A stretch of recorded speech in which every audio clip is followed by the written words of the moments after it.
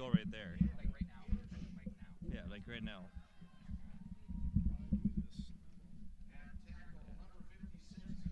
This is what we're gonna have to go with. So we're both gonna have to be here for right now.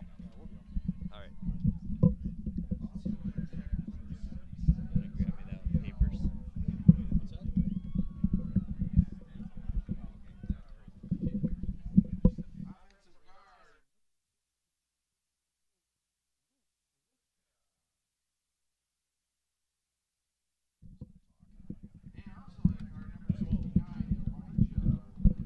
Well, good evening, ladies and gentlemen, and welcome to Plymouth, Minnesota, and Providence Academy.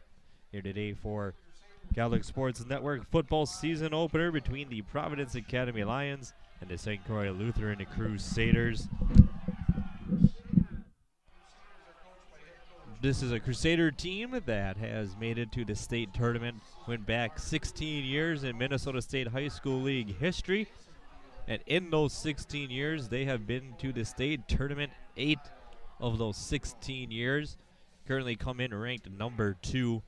And the Lions here at home looking to pull what most people would call the upset, as the experts, so-called, David LeVake and Jim Polson. One picked Providence Academy, one picked St. Croix Lutheran, and Chris kind of coming in here. You can kind of see the size, a little bit of a size difference in the squads here from Providence Academy and St. Croix Lutheran. Yeah, there is a little bit of size difference. It'll be interesting to see. The first game of the year, guys will be fired up, and see how that size versus speed matchup works, or if one side just has pure size and speed.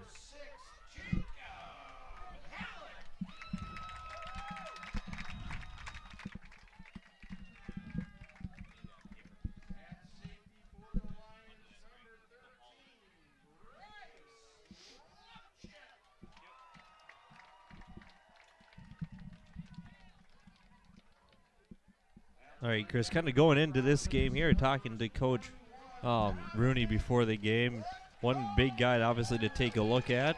We'll see a lot of him is Julian Cavett from the Lions. He has been invited to the Blue-Gray All-Star game in Texas. He also participated in the Nike Elite 11 camp in Nashville this summer.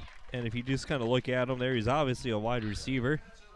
Also listed all over the kick return categories. So I mean, we're gonna see a lot of Cavett here tonight.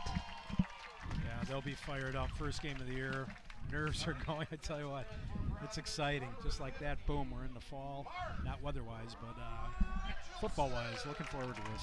And I mean, and talking to the St. Croix guys before, and also they kind of run a unique offense. They kind of have 2 to 3 running backs out there at a time with their quarterbacks. So, I mean, they kind of run like a veer, triple, quad option offense here, it looks like. And there's not a lot of plays you can run out of that. A few to the right, a few to the left, and that's pretty much about it. Yeah, I'll be interested to see what they do. I watched them in the warm-up. It looked like almost like a little bit of a pro set offense. So I don't know if they're throwing that in at the last minute or what, but that should be interesting.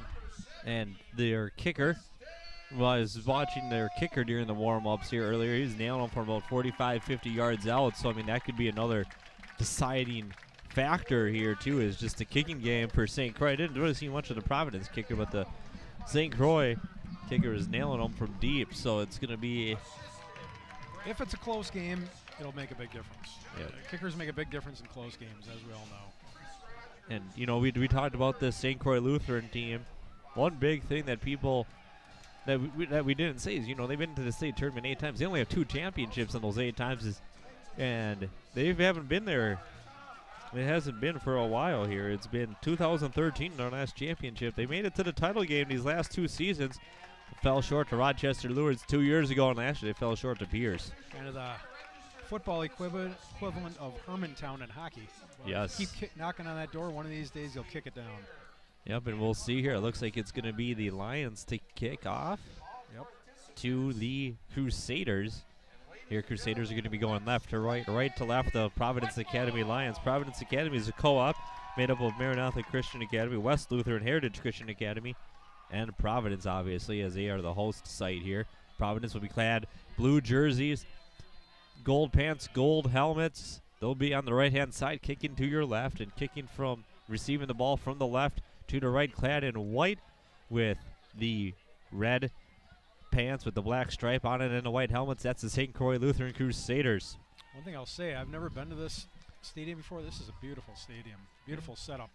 Turf. Absolutely beautiful. Turf Well, looking just, nice. Just the whole aesthetics of it. Oh, yeah. Just the School right there. Yep, beautiful. And turf only 3 years old, too, so that makes it even nicer. That helps, yeah. Kicking off here, Steph Sawtell for the Lions. And we'll get this high school CSN football season underway with a big booming kick from Sawtell, received there at the 15 by the Crusaders.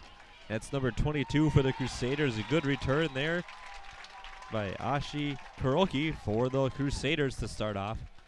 All right, let's see what kind of offensive set they come out with here. Again, in the warm-up, it looked like a very traditional pro set offense, but we'll see if they go with that 3 running back set. It looks like it's going to be Jonathan Lesnar, the starting quarterback for the Crusaders. Here out of it, they're going to see, I see 2 back guys there, number 21, Goplin, and number 27, Isaiah Allen. 2 wide receivers set to the near side here. Handoff is going to be given to Goplin. It's a nice gain on first down. Looks like about a 5-yard gain there for Goplin, right up, kind of just offset, just off the center gap there. Yep, went to the weak side on the option there. Looked like he had the option of, he gave it to the fullback there, or the front back, and they'll probably set up the pitch or the keeper later on for the quarterback. And you're seeing that a lot here with the Crusaders here. Is they're kind of, we haven't seen it quite yet, but it looks like they're going to run a lot of option. Yeah, and they're cheating on the run on defense. You can see that. And there's a flag there. It's going to be false start on the Crusaders, so that 5-yard run, negate that and back them up now to pretty much the original line of scrimmage. Got some nerves, first game of the year. Just have to get into a rhythm. The first game, you know, probably a lot of these guys have had just a couple scrimmages, and there it's a little more controlled. Yep, this is the real deal now. Not usually a lot of offsides and stuff. The refs will just let the play reset, and those scrimmages not really throwing many penalty flags. Yeah. 2 set backfield, 1 wide receiver split out to each side. There's the handoff. The quarterback's going to keep it. Then he's going to pitch it out here to Goldplay, and what a big hit there. That is by, is that number 5 and number 3 there? That's Craven. Wide receiver we're talking about. Yeah, but it looks like Craven and Morton both coming together there on that hit. Yeah, that was a nice play by both teams. Nice tackle, nice gain. They got about 7 yards, so it's 3rd and reasonable here. Yep. About 3rd and a long 3, I want to say. Caven and Halleck, the linebackers. Morton, they're the middle linebacker. So we'll see Caven a lot here, as he's also a right side cornerback for this Lions defense. Been running weak side, but let's see what they do here. Quarterback keeps it up the middle. He goes. Gets a first down and more. That's going to be. Yeah, that's about. Now on defense, you have to. Everybody's responsible for a back and the quarterback. So right there, they're getting good blocking up front. You got to give the offense credit on that. Nice, well executed play. It looks like the guy that was supposed to be kind of spying the quarterback, containing the quarterback, lost contain there and gave up a big run leading up to the secondary there. Yep. First down and 10 now for the Crusaders. 2 wide receivers set to the far side, and another flag here. It looks like it's going to go against. Yeah, this could be a formation penalty. I'm not sure. I didn't see any motion on that, but it's probably, it could be too many men in the backfield, or someone lined up set on the line. Oh, offsides. Yep. Yeah, I don't know. It's offside, man. Who knows? Yeah. I don't want to speculate.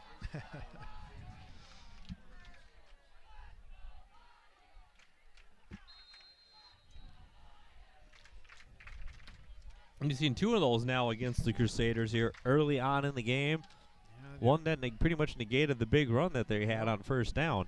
Yeah, they got out of that hole. Now it's 1st and 15. And now another big run, gain them first down and lose 5 of it. Yep. And the quarterback's going to keep it. We'll see if he pitches this time. He does as he's going to the ground, but it's going to be no gain there. Good read by the Lions defense. Yeah, they're waiting for that option now. Now they're cheating up on it. Yeah, that was good defense on that play.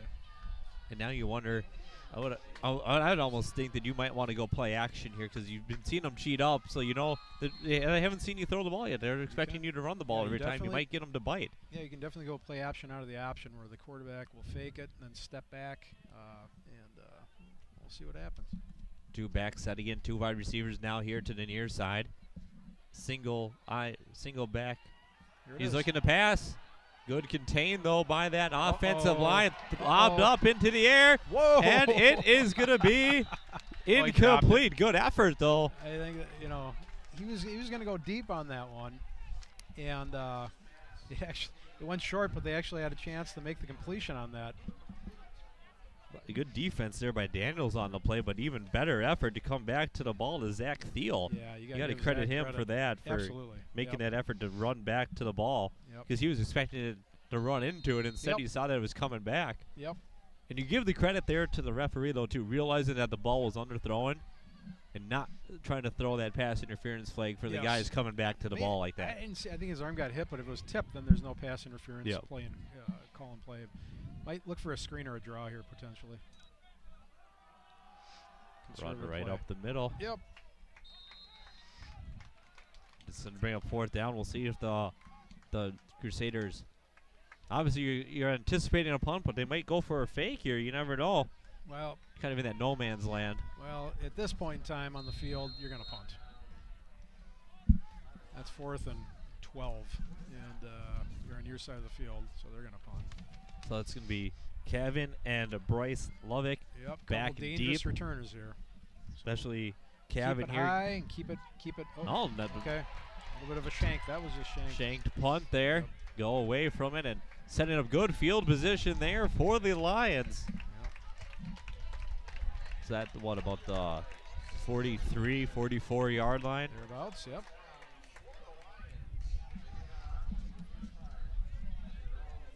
Let's see what Providence goes here with on offense. And we're going to see here starting quarterback, number 12, Max Anderson. He split time as a starting quarterback last season. And like we said, we talked about it already, but we'll bring it up once again. His big threat that he's going to look to, number 3, Julian Cavan there, go into the blue-gray all-star game. Yep, looking forward to this matchup. He's got man-to-man right now. Man-to-man, no safety help right now, but you might see that safety cheat over a little bit too. Gets off the line, good block, big hole there for Icor. He's loose, he's at the 20, inside the 20, still on his feet, outside at about the... That's an effective play. About the 15-yard line there, good run. Yeah, the receiver there went deep, and he brought the cornerback with him who didn't turn around because he was more concerned about the deep pass on that, so that opened everything. It was good blocking on the left side, which created that big lane for him to run down. Nice play. That's what happens when you have this dangerous player as a wideout. You're so concerned about getting burned that you don't turn around, and the next thing you know, they get a big, the tailback there. Run or so. Yeah, Jeff play. Ekior there with the big run there, setting up 1st down and 10 for the Lions. Just outside the 15-yard line. There's a toss to him again. Ekior trying to set the outside. He can't. See, what's interesting about that is they went to the right this time, and they were ready for it. Everybody contained. Good for a pass here. I think they want to get him established early here. Cavan. Julian Cavan there. He's coming out. It looks like, is it Ekior?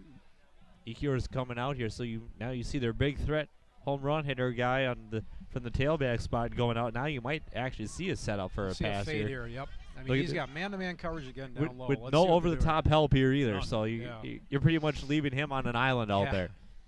Normally you hear the defensive, look at that run right up the middle, inside the 10. John, they're gashing their left side. That's twice now they ran that way, and they've had their way with it. So they might just keep going that way. Notice the one spot that they're going to, Chris, though, is they're always having success because it seems like Cavan's always coming this way. They're having success going over there. They're not having success going away from Cavan because they know that Cavan's the bigger threat. Yep.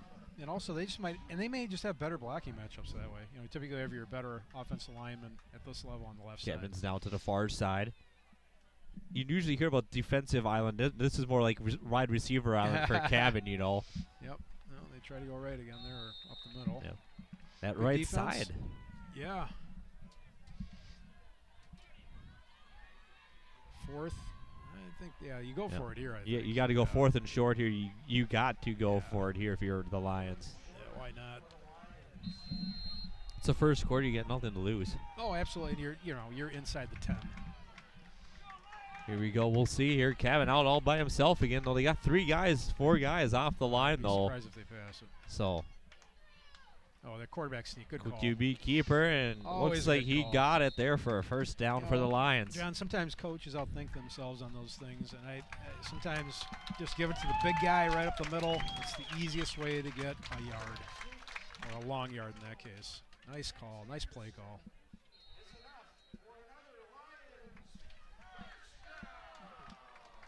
Yeah, we haven't really seen the receivers there, Kevin or Elin, really having to get involved. It's been QB and the tailback and the halfback really getting involved. Nothing.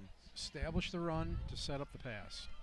We'll see what they do here now. First down and goal to go. Here it is. He's going to look to pass there to Kevin, and it's incomplete. He's looking for the fullback there. Yep. Kevin on that side also. Yep. That was intended, though, for Meisner. Yep.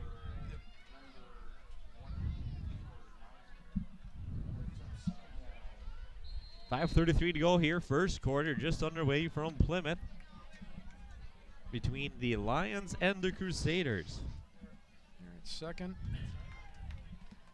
Ball's on about the 8 or 9 there. Second down and goal now. Isolated there up top. 4 receivers set, 1 back in the backfield. Looking to pass, going over there. Caught, touchdown nice. Lions. Oh, nope. No, dropped it. Whoop. Oh, yeah, they're going to say he had possession and not long enough. Okay. They're calling a touchdown to Josh Elin. No replay in high school, so that'll stand. Wow, that was, they called a touchdown. Nice, well-executed pass there. But the only way they could do it. Yep.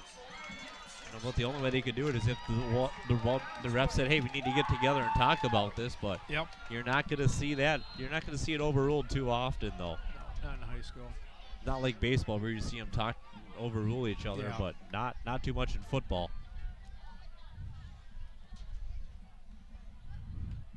And kick is up, and it is good, and it's a 7-0 Lions lead.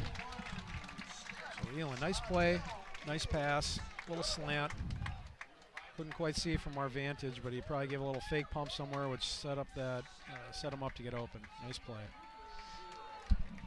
And there it is, that going away from Kevin's side there, because Kevin was lined up on the opposite side. You'll see these Elin and Kevin playing opposite sides, and that kind of drew the defenders more that way. Yeah. So you had one-on-one matchups over there.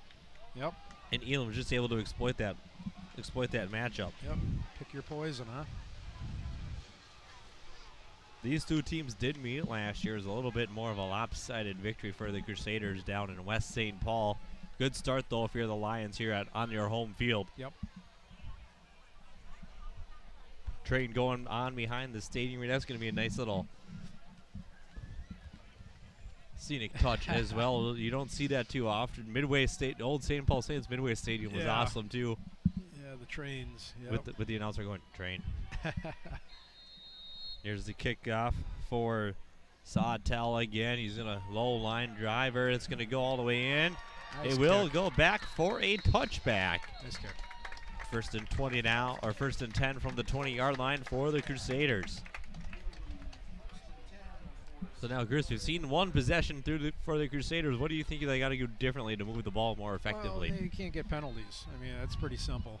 They've cut 2 or 3 penalties on that first series, and you got to stay away from the mistakes. Looks like they want to have long, sustained drives here. Pretty conservative offense so far, so just stay away from the penalties. And I think they've been having some success running the ball here. Now another penalty. Another penalty. Yep. I didn't see who threw it this time though. Oh, there it is. Yeah, heard the whistle. I didn't see the flag come out. Couldn't get his flag out on time, but he eventually did. There it is again. That's going to move your starting position back even further now. That kills you. You can't get into a rhythm. I mean, you talked about it the first try. They had 2 really nice big runs. Yep. Both obviously at the end, like net yardage wise after you look at a couple plays. Both lost 5 yards because of penalties. Yep. Doesn't help you. Here we go. Split back formation. 2 receivers out to the far side. Looks like the QB is going to keep it this time. Running towards the sideline, and he is going to be stopped there for a gain of a few. I'm going to say he got kept in. Yeah, you gained 2.5, 3 yards on that, and now you're second and long. So then you got 2 downs to make 12. So instead of second and it's going to be tough to do that just running the ball. So clock should be running here. Yeah, you know, you talk about that. Instead of being second down and 8, now it's second and 12. Yeah, it's tough. Let's see what they do. Another run. And there's a big run there. No gain on that one. And now your third down. Yeah. And in your third down situations, there's not too many plays you have for 3rd and 12, 3rd and 13. And then you wonder how comfortable, the coach feels with his offensive line being able to hold up against this bigger Providence squad here. So the rush gets in pretty quick. You don't have a lot of time to have your receivers create some separation to get open to create a first down. Goblin, the first 2 carries there for the Crusaders. Same thing, the receivers split now, 1 to each side. Big run up the middle there by number 38 for the 36 of the Crusaders. Aren't? Yep, well, that's a punt. And now you got a punt. And you have dangerous returners here. This will be fun to watch. Last punt, it was a bit of a shank. This one, let's see if key here is when you have these dangerous returners, you want to either kick the ball to the side and out of bounds or get it very high so that your coverage team can get down there. You don't want to kick a long punt or a line drive here.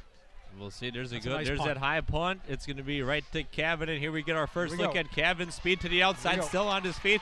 Cutting it back to the middle on his feet at the 40. Pushing his way forward to near the 45-yard line, and a decently good return there for considering the punt situation that he had.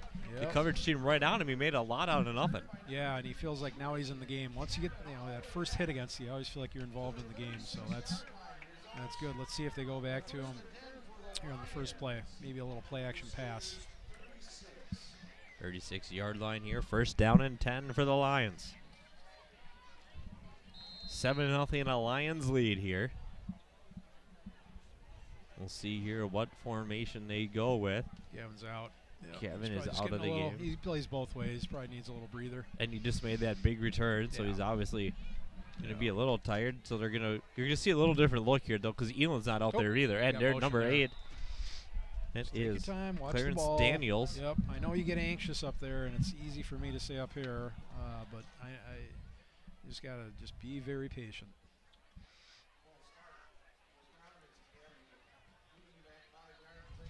And I believe that is the Lions' first penalty of the game, too. I think so, yep.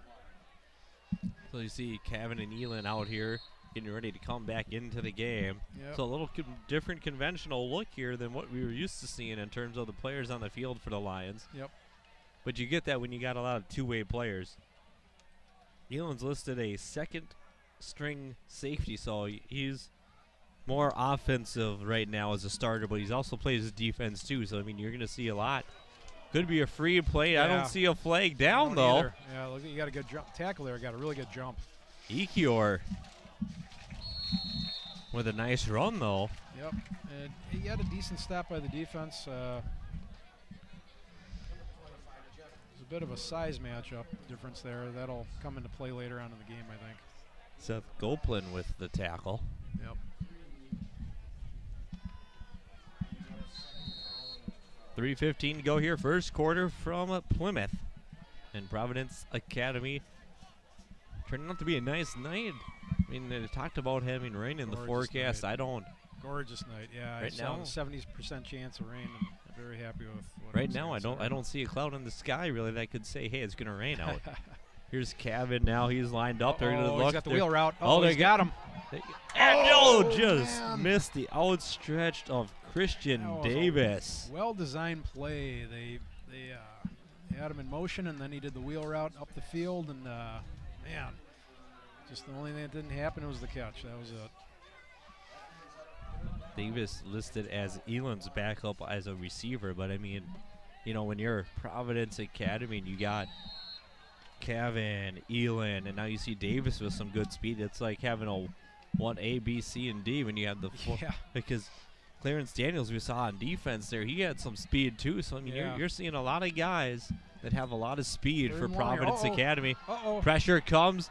He escapes, does Anderson. Nice Nice play by Elan, who had the touchdown earlier, and it's going to be a first down out of nothing. Boy, nice communication there. His quarterback was in trouble, so what he did is he came back. And that's what you do. You come back, you get the ball, and he did.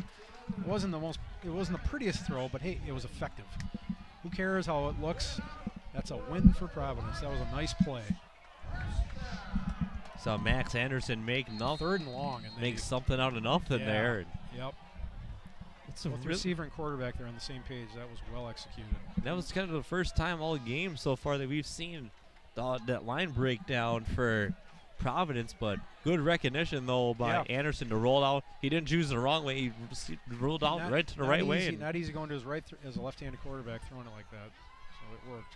Here's Anderson. He's looking. He got some open wide receiver nice there. Open field tackle by Halleck, and he's going to be down. What's funny about that, we won't see the replay, but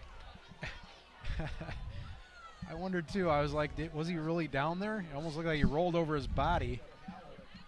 They're gonna Anthony Carter-like against the Lions a long time ago. Nobody will remember that except people my age. But anyways, they may have done the old. His forward progress was stopped because he was wrapped up by someone. You know, one of those. Without getting technical. Yeah. But that was. I thought he. I didn't think he hit the ground either. Maybe his elbow did. I have no idea. Here we go. So Kevin out to the near side here. Elan out to the far side, and Halleck coming out here to the near side as well. 2 receivers to the near side, one to the far. Another jump, no flag. Pressure comes, going up to Kevin. Caught it. No, incomplete. Just missed Kevin there with 1 minute 26 to go here in the first quarter. You know, that was the right idea there. You had him, and just again, good defense.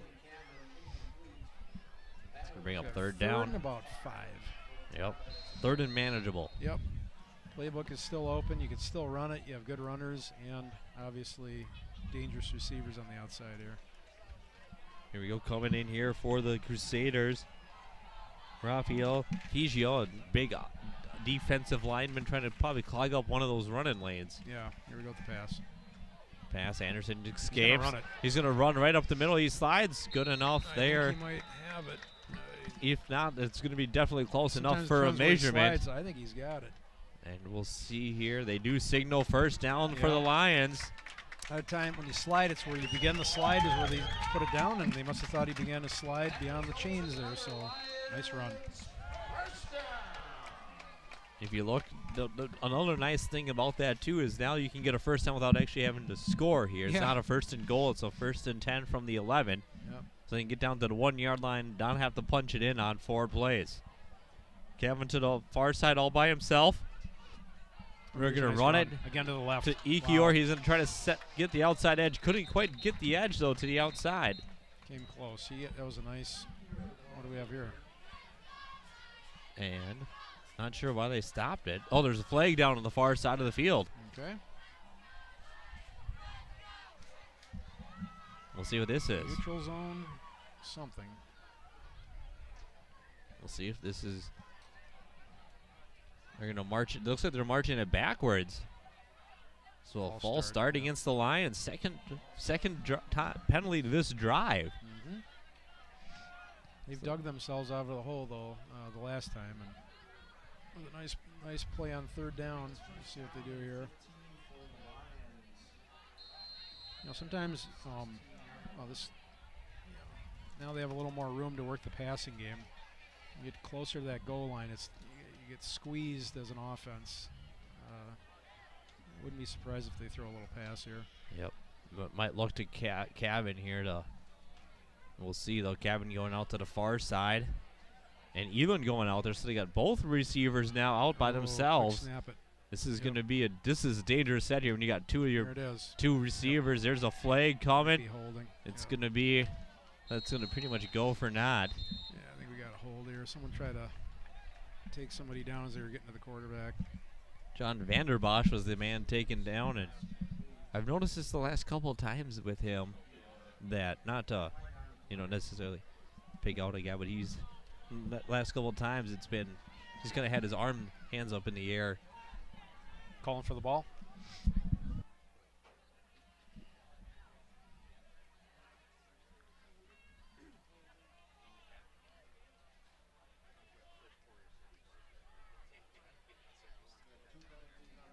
Well, now we got a first and forever. First and 28. What do you call on first and 28? I call a go route to Kevin. Yeah, why not? Yeah. I'd almost go a go route to Kevin with a slant in on Elin. Yeah. Because then you get one going this one, you get one kind of almost might intersect towards the end zone there, depending on where they're lined up on the line. And that's going to be the end of the quarter. After one complete quarter here, it's the Lions 7 and the Crusaders 0.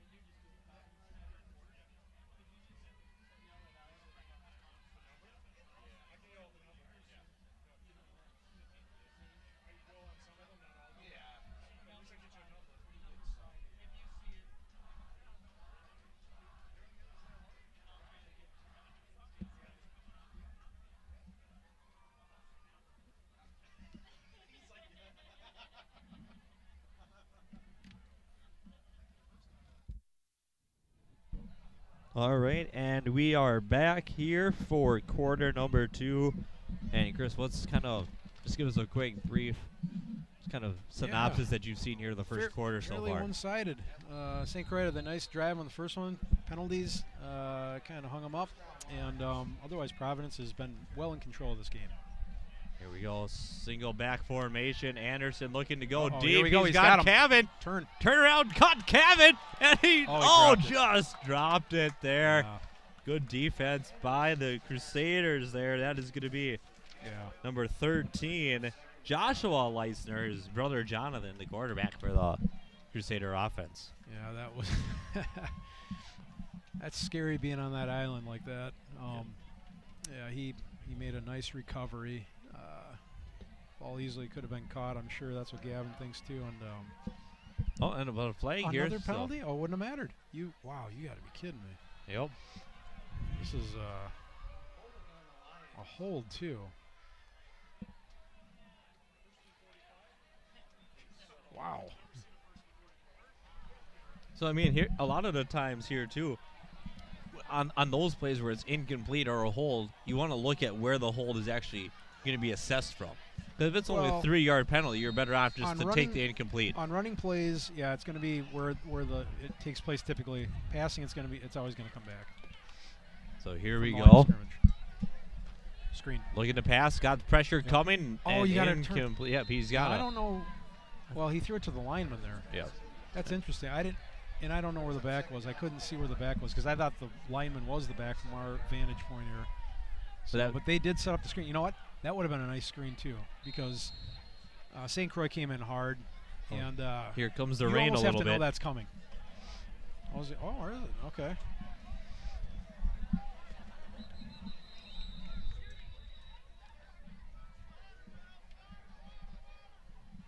I think we're okay.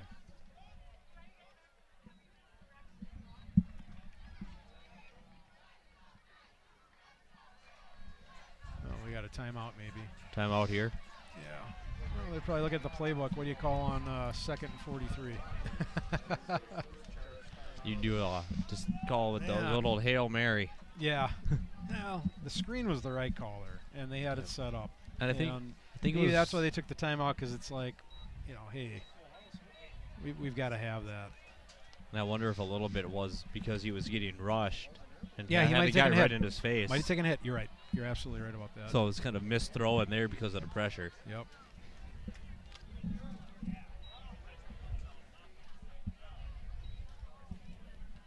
$11:48 to go here. Second quarter, approaching halftime here.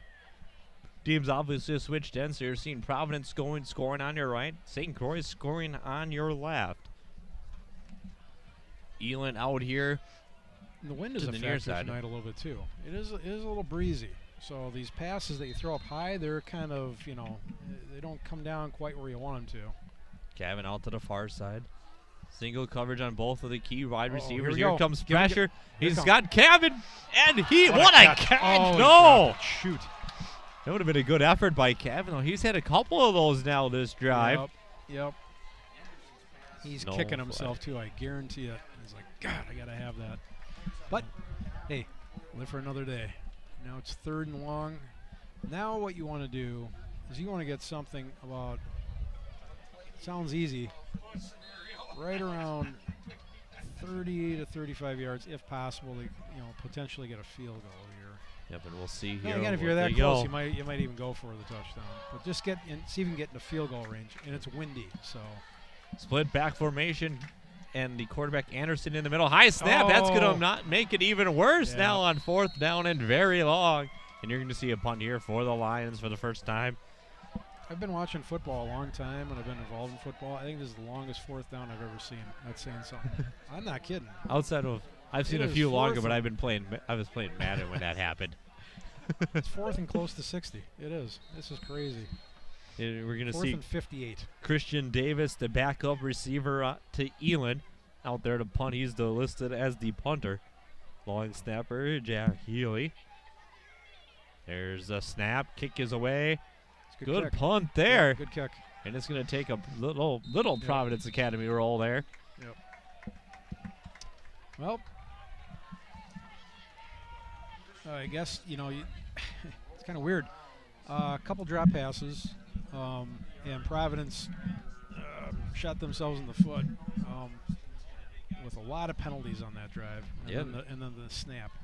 But the defense just has to toughen up here, and you get the field position back. I mean, the thing was, it wasn't like multiple penalties. It was like 2, but they were holdings. Yep. And it was big penalties in terms of Those hurt, from yeah. where the hold happened. Yeah, they really hurt you.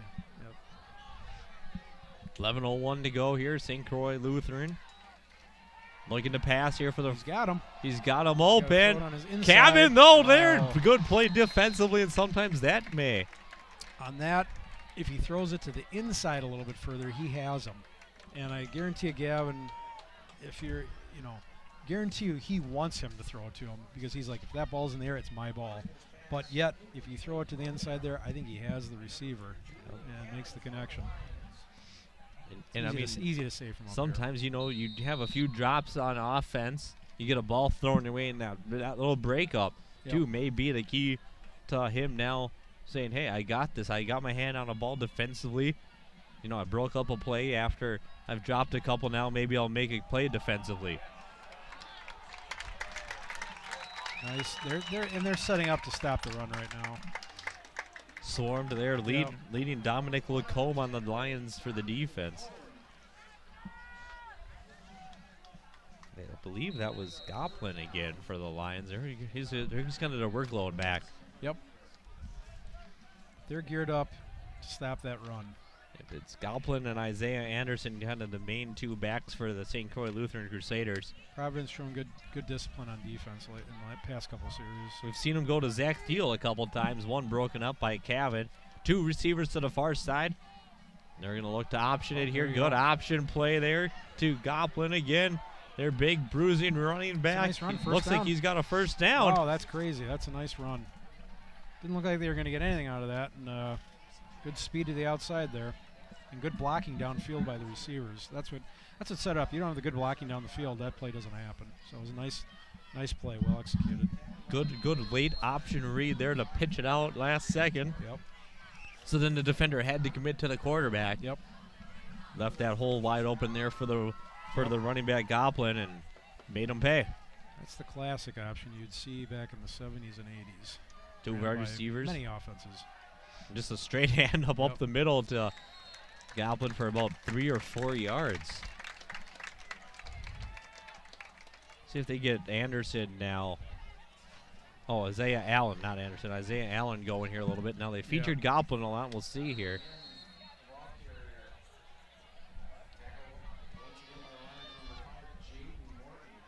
Morton, the middle linebacker. See, heard his name called a couple times defensively. Yeah. Well, they got 2 guys down here, and oh, look at this. Boy, you got single coverage on 2 guys. Yeah, this is a bit option. They take the first option away. There's a good tackle in the backfield. You know what that tells me, John? They are completely defending the run because to me, I mean, there's 2 guys out there with 1 defender. You run 1 guy deep and then 1 to the outside. That defender has to that's covering 2 receivers basically has to pick one or the other. Yeah. So to me, they're just completely cheating on the run right now. If it's like Providence it's what a lot of teams used to do to the Vikings when they had Adrian, just put 11, pretty much 10 guys in the box and say, hey, beat us with the run and see what happens. Yep. 8:30 to go here, second quarter now. Lions have the lead, 7-0. There it is again now, but you got a little corners help there. Yeah, you got to help. Now they're gonna look to pass here. They got him, man. Yep, it is caught there. Kevin just kind of kept going, and the receiver undercut him. Yeah, he's playing the deep ball there. He's playing back. Joshua nice play Leisner. by the offense there. Yep. Good play there by Joshua Leisner.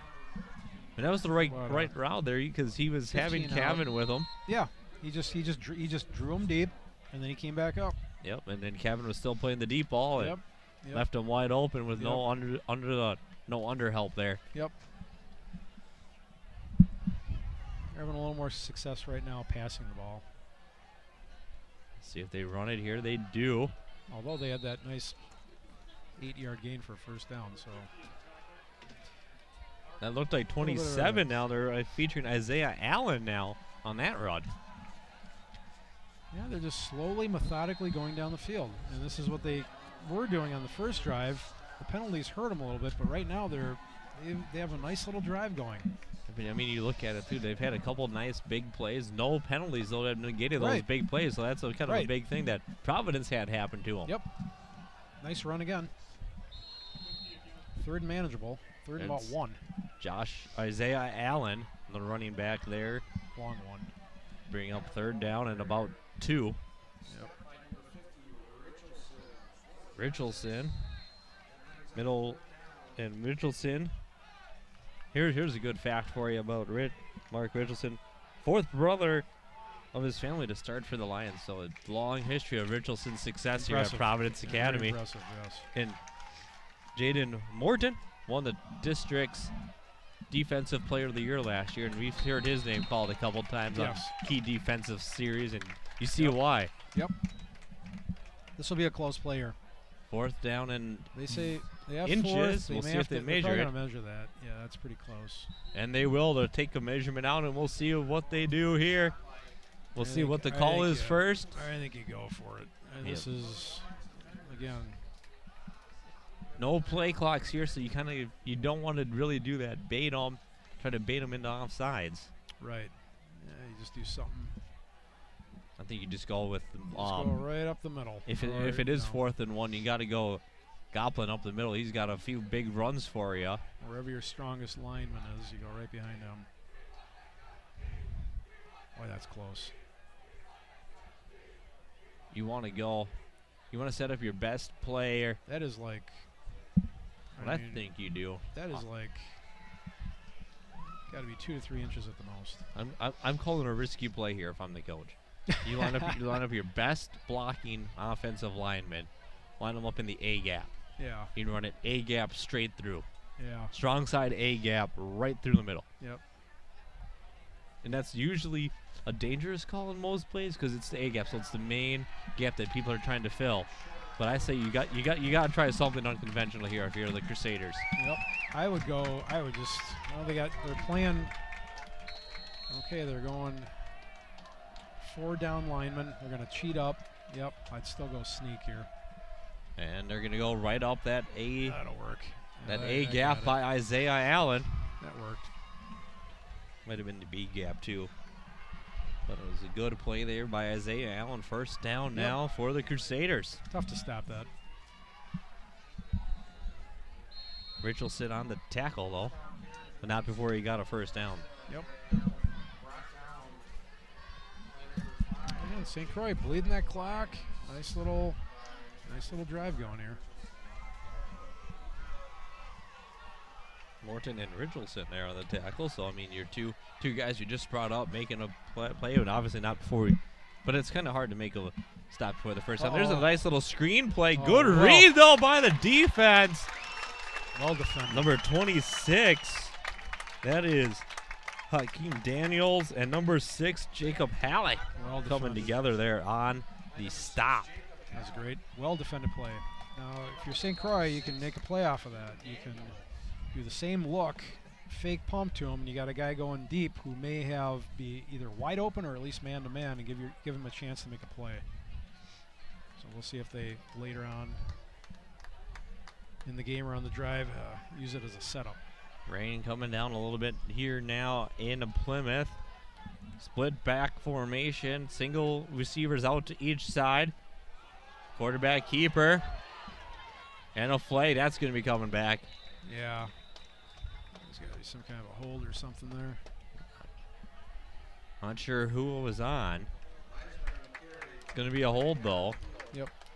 That's going to hurt. You got to back them up here, otherwise you put them in a third down and manageable. Yeah, and plus they had a positive play, so you definitely back them up. Yep. And then say, good luck at the first down. Let's see if you can do it. I mean, the only time you'd really take the positive play if it was like 2 or 3 yards and the penalty was only going to be like a yard or 2 back. Yeah. But they're thinking about it here. This is. Yeah, it looks like they're going to back them up. Yeah, that's the right play. Yep, that's the right thing to do. You want to push them back, and they're at least tonight they've been a fairly conservative offense. So you make them earn it. The only time I'd say you'd take that penalty there and make it the next down is if it's third down going on to 4th. Oh, of course, yeah. Because most of the time when you decline that and make it third down again, the team always seems to get the first down. Yep, here comes the option again. There's the late option pitch. Oh. Good read there defensively, though. And a flag coming in late. Well, you know what that is? That's helmet-to-helmet contact. Yep. That's what that is. He led with his head, and he hit him in the head. So they're going to call that.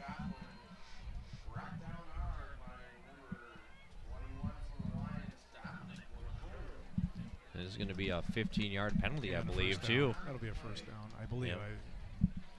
Yep. Yep. Personal foul.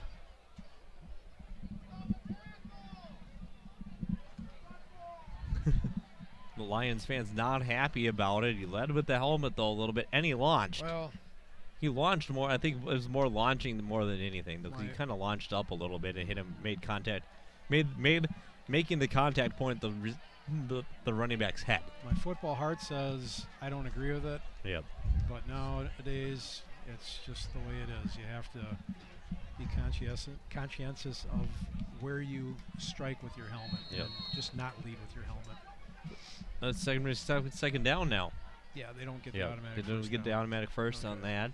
So it's gonna. But like I said, it's more or less where. It's kind of where you hit, but it's also where you're trying to make the contact, and indeed probably that the point of contact being he was launching was up towards the helmet. Gets you. Yep. Oh man, that was hard hit there, and a good run though. Good run. I thought the quarterback wanted to keep it, but kind of a late decision there. They were fighting over the ball. Yeah. Sometimes they'll fumble on that, so you got to be kind of careful. Copland there with the run, late decision, third down now. 4:15 to go.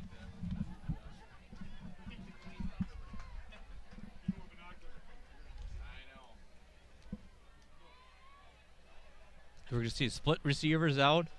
Split backfield too. with Leisner under center. And he's going to keep it. He's going to look to pass. Get rid of it. He's rolling out.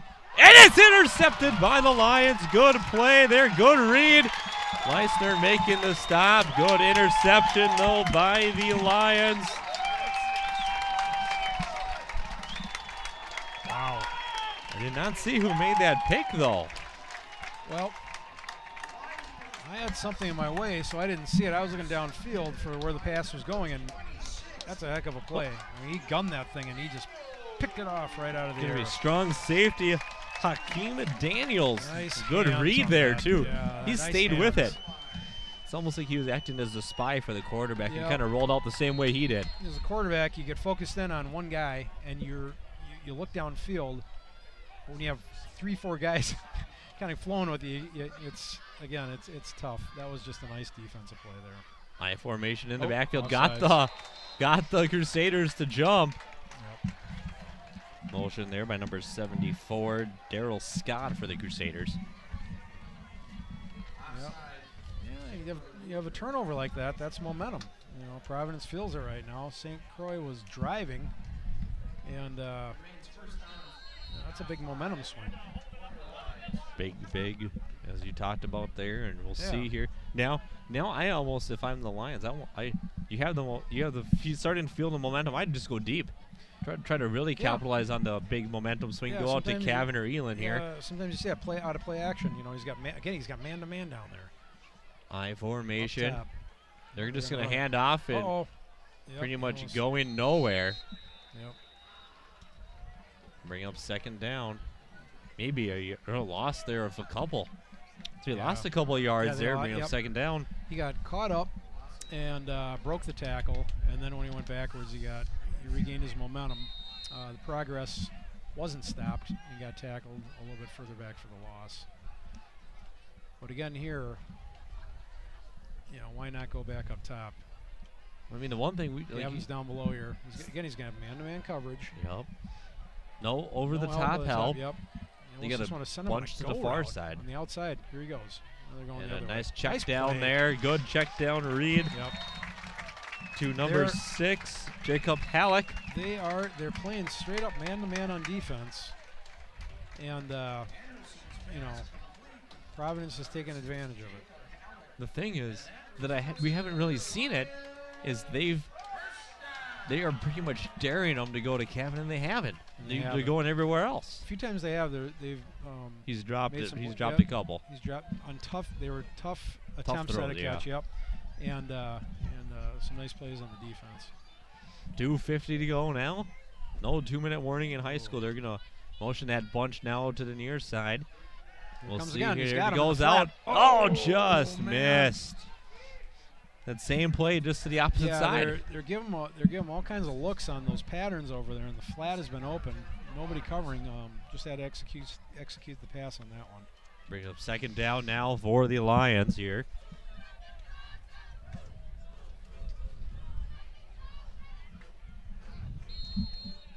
Brings up second down and 10.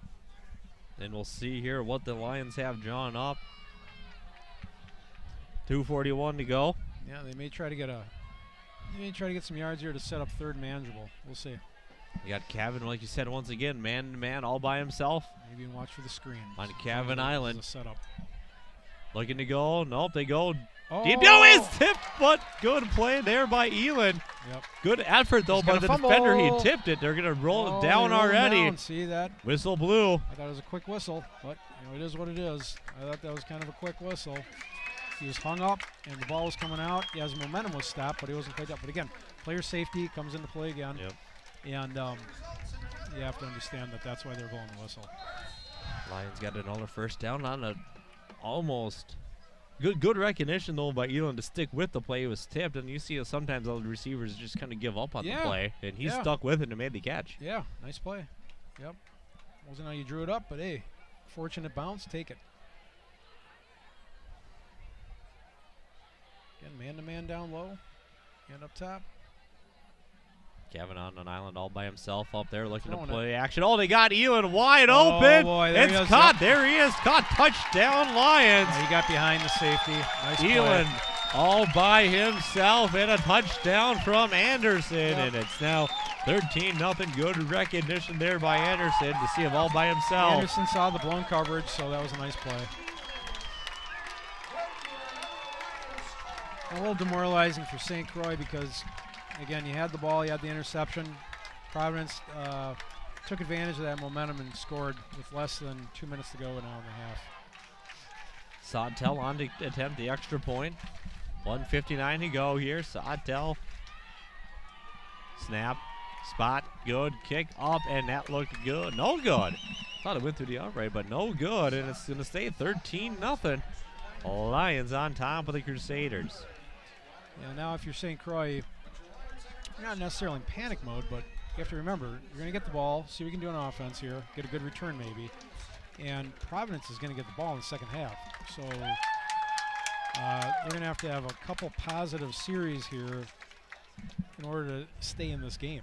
You got to have someone go on this drive here if you're the Crusaders. Yeah. And Providence will be playing deep. They won't. And they know it. On defense, you're saying, hey, just don't let them get any kind of a score here, or at least a touchdown, because we're going to get the ball back after the half, and really have a chance to kind of put the game away a little bit. So here's my question to you, Chris: is if you're St. Croix and you got a chance at, let's say, about 10 seconds left, and you have 4th down, and you're at about the 10-yard line, and you know that you're giving the ball back, do you go for the touchdown or do you take the points? I think you take the points. I think you have to take the points. If you come away with nothing there, at least it puts you into striking distance because you're only 2 scores down at that point by 10. Good kick return at about the 5-yard line. That was a great had kick. A seam, but it closed. That was a great kick there. I mean, the returner had to run backwards to get the ball, so gave Providence a chance to get down and get the coverage there. Isaiah Karogi. Minute 48 to go now. Now you got to be careful too. If you're, the other thing too is if you're St. Croix and you're thinking, okay, we're going to pass, we're going to go down the field. If you have a couple incomplete passes, there's still plenty of time left for Providence to get the ball and still try for yet another score before the end of the half. So there's always a strategy with 2 minutes to go or near the end of a half. You got to play it. You got to play kind of smart. I think you start off with a pass, you can get some momentum going, and then you really got to think, all right, what do we want to do here? They're going to run it. There's a pitch. Oh, good. Okay, see, they don't want to go out of bounds. Yep. They're keeping the clock running. They're living to get out of this half right now. Yeah, but I mean, I've seen a couple of games. You look throughout the state in week 1 that started technically yesterday already. Holy Family Catholic down 16-0 after the first half, came back, won. Cretan Durham Hall had an awful start to their game. The quarterback gave up a touchdown on an interception, and the Cretan Durham Hall came back, I believe, to win in overtime against Roseville. So, I mean, you've seen some.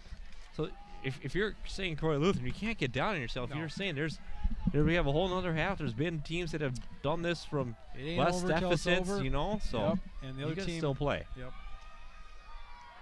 Looking to pass deep over the middle, incomplete there. Got him, but now you want to run that clock a little bit. That was intended for Caleb Barathi. Yep. See, now you want to run that clock. Providence has 2 timeouts, I believe.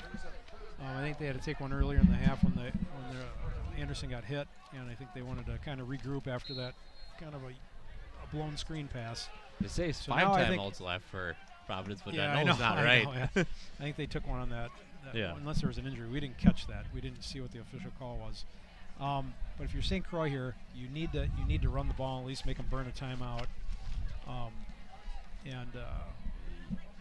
You don't want to give Providence any kind of momentum here going into the half. But if you're Providence, at the last minute of the half, that is. If you're Providence, do you take a timeout though? Of course. Oh, absolutely. Timeout here. St. Croix taking a timeout. They're gonna talk about it. St. Croix, you gonna take a timeout here? Yeah, if it's 4th down here and you're Providence, you absolutely take a timeout because you're gonna get a chance with your good returners to get good field position and a chance to get a score before the end of the half, whether it be a field goal or a touchdown.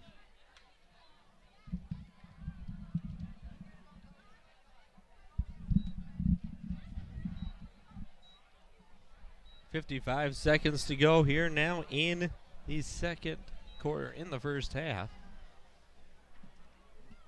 Yeah, and sometimes when you have a more evenly matched game and a team gets up like this, where you have two even teams, one team can actually start to believe, oh, we've got this game won, and the other team catches fire with the momentum. You were talking about that with the Holy Family game yesterday. I don't get the vibe that that's happening here. You don't want to give St. Croix any type of momentum here, but at the same time, you have to go. You have to really go for the win here if you're Providence, and just keep piling it on.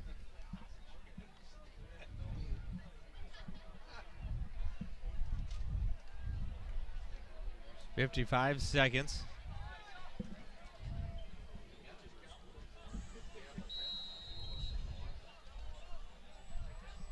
Yeah, like I say, look for a conservative call here.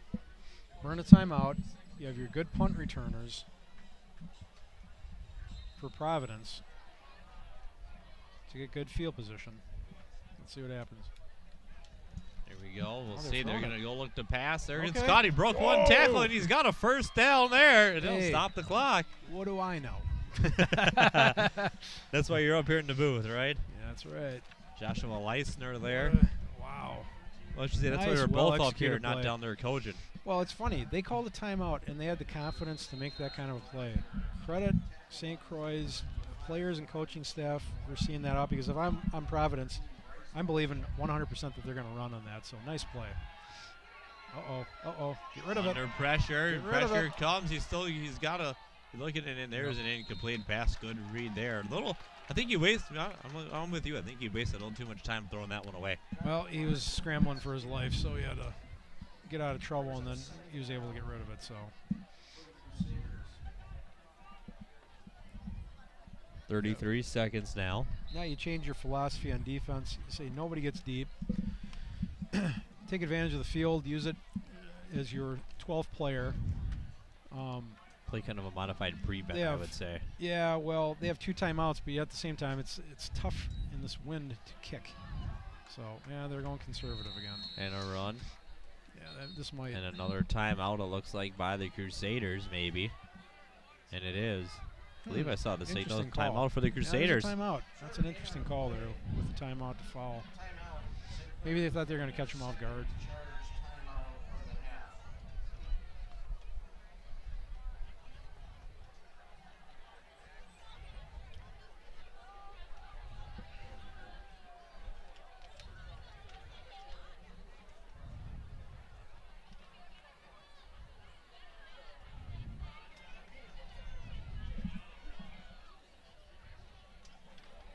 .26 seconds left now, and let's see if they go back out of the timeout with another pass play. I would think, well, why not? They're probably saying it worked clock's last time. Now it's bled down enough to where even if you get to 4th down, Providence probably wouldn't have enough time to make any kind of a play or, plays on offense to get a score. So might as well throw a deep pass here or something. So Thiel and Leisner to split receivers, split backfield. Given we got A gap, look for a blitz here. Here they come. There it comes. Good pickup Get rid of though, it. but he got through still, and it is going to be just out of the outstretched arms of Cavan, and 4th down now for the Crusaders. And what do you do with 21 seconds left is what Coach Lemke is asking himself here. You punt, and you punt it out of bounds, and you do not punt it to any of these dangerous returners is what you do. I think you got. I think what you. Looks like they're going for it here. No, they're punting. Oh, they are Yeah, punting. yeah. Might be aware of the fake though, because Yeah. the quarterback's the up. I don't know if you take a risk that wouldn't early do on. that. I wouldn't do a fake from here. There's a good punt. It's up, and Okay. it's a arching punt, It's a staying good punt. in. Let it It's roll. gonna- Don't touch it. Yep. There it is. Let it run down Clock, as yeah. much as you can. 10 seconds, 9 seconds, and 8 seconds left on the clock. Yeah, that'll take us to the half here. I would imagine you're going to see the Lions take a knee here going into Yep. the half. And they get the ball, so no reason to chance anything here. You got the score, you got the momentum, you're getting the ball in the second half. But I've also What seen more could you coaches. ask for? I also seen coaches in the past just go for the deep home run and try to hoping you're getting the ball back because it's nothing to lose with 8 seconds left because they don't have enough time if they don't get out of bounds to make a play on offense. Yeah, Mike Martz isn't coaching this team, so I don't see that. Yeah, they're even going into a victory formation before that. You got a deep guy in case of an oversnap. Yep. And we're going to see the Lions just take a knee down here. Right. And we're going to run it to halftime. Score at the half. The Lions 13, the Crusaders 0.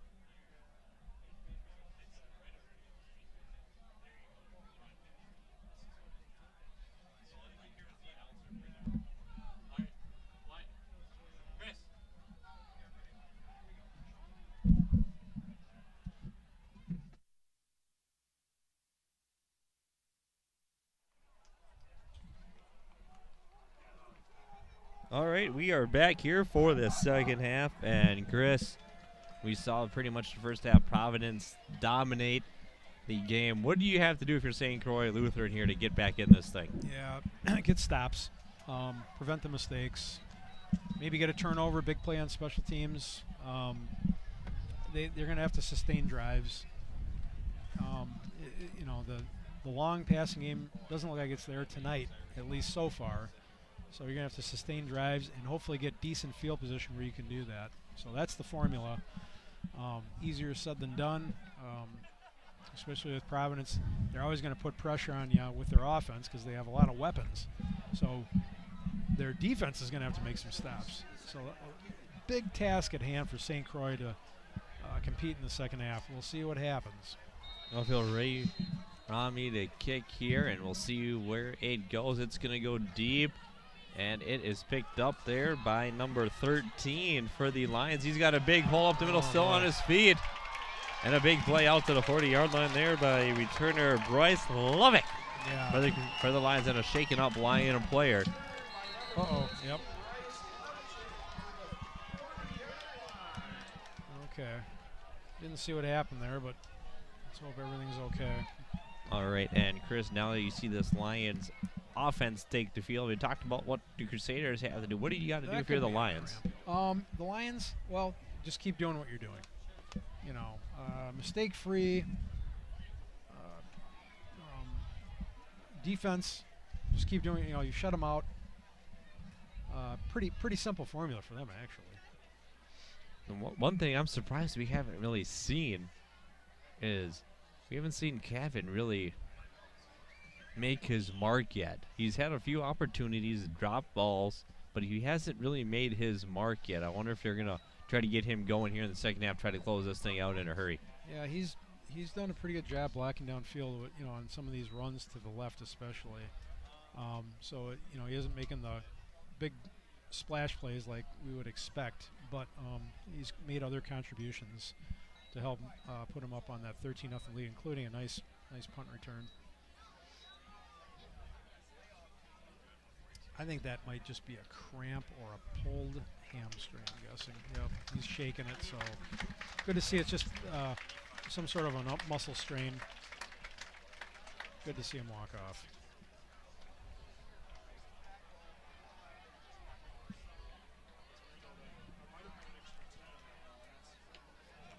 .53 to go. One first down still, obviously after the return to the 40-yard line. And we're going to see Max Anderson again. High formation in the backfield, one wide receiver to each side. Same audible defense, out. Man-to-man. Still going man-to-man to each receiver. And we're going to see a run here. Good cutback, good seam. Behind you. And he's got a good seam. He's broken another tackle, and there we go. He's off to the races. He's at the 30 to the 25 inside.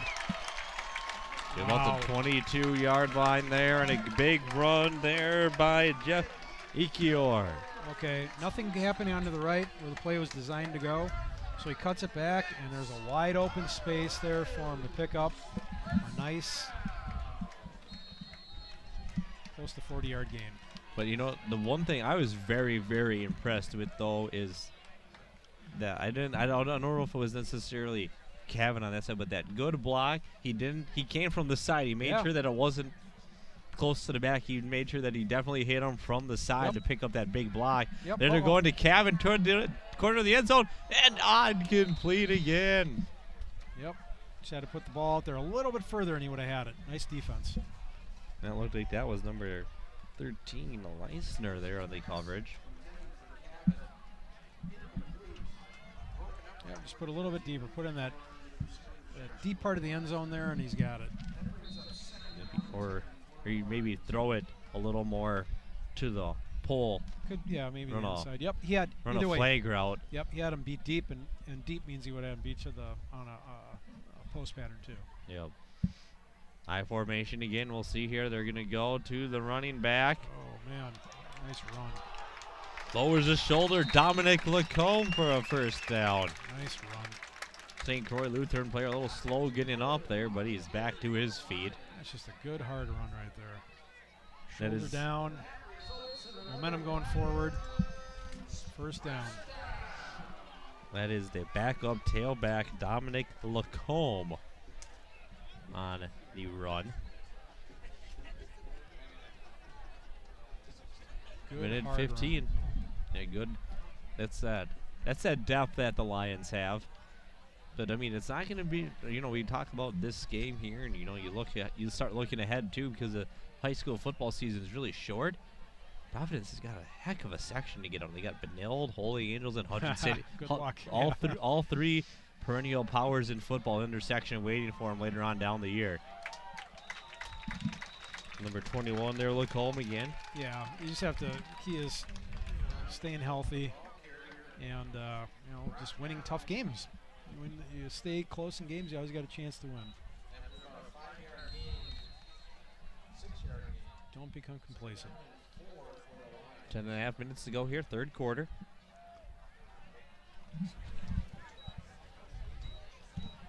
Bring up second down here for the Lions. High formation. It's not Kevin. Kevin's out of the game right now, it looks like. They're going to run it.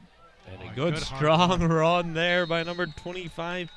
Ekior down to about the 2-yard line. Again, might have another injury. And there. another might be cramp. Yeah, this time of year especially. You see the cramps. Hopefully that's all it is.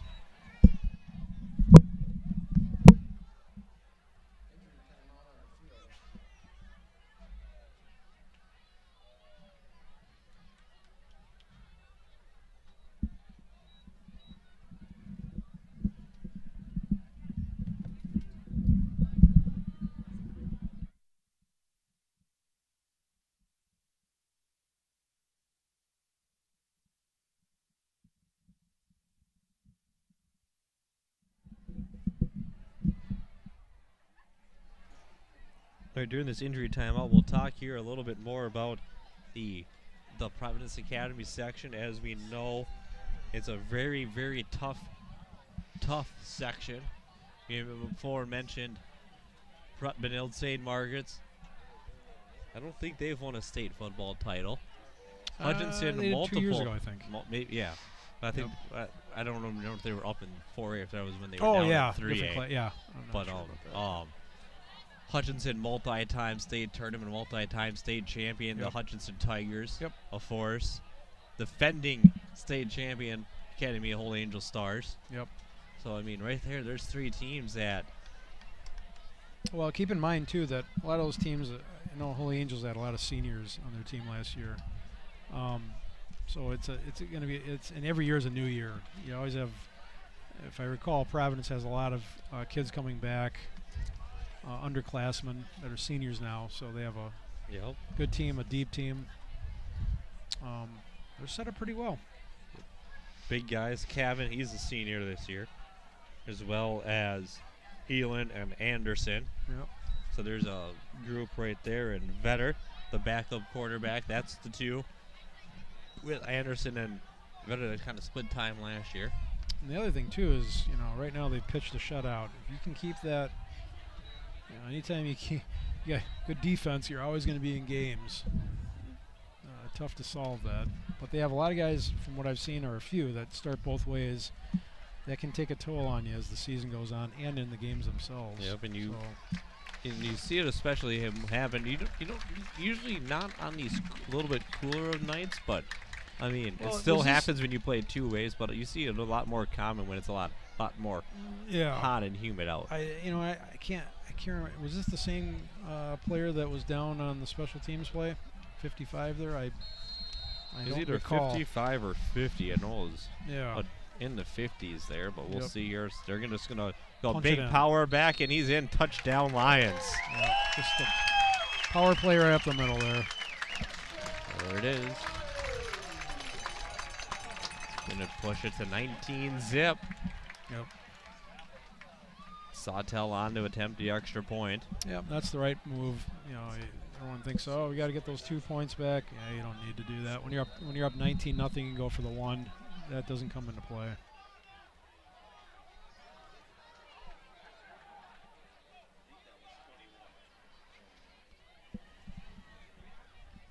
Couldn't quite see who got the ball there.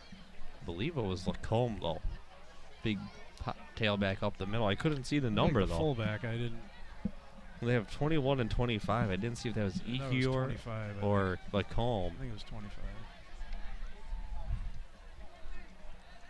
Oh. And it's blocked. Well, now here we go. Oh, play over. Yep. Being he didn't pick it up right away. He had to pick it up right away, though, when it goes backwards like that. Other levels, yeah, you can take that back for a 2-point conversion. Okay, well, we talk about this, and every year it comes into play. Again, Providence so far so good. A few penalties here and there in the series, but the special teams, we want to clean that up. So something to work on in practice this week will be the special teams. You get in a tight game, you don't want to miss those, leave those points on the board there. That last touchdown scored number 28, Taylor Meissner, the big fullback. When you get down this angle, there's a lot of, when those twos get together there, it's kind of hard to tell their number when you're further away from you. I saw 2 and a crooked number, so I knew it wasn't Lacombe. Yep.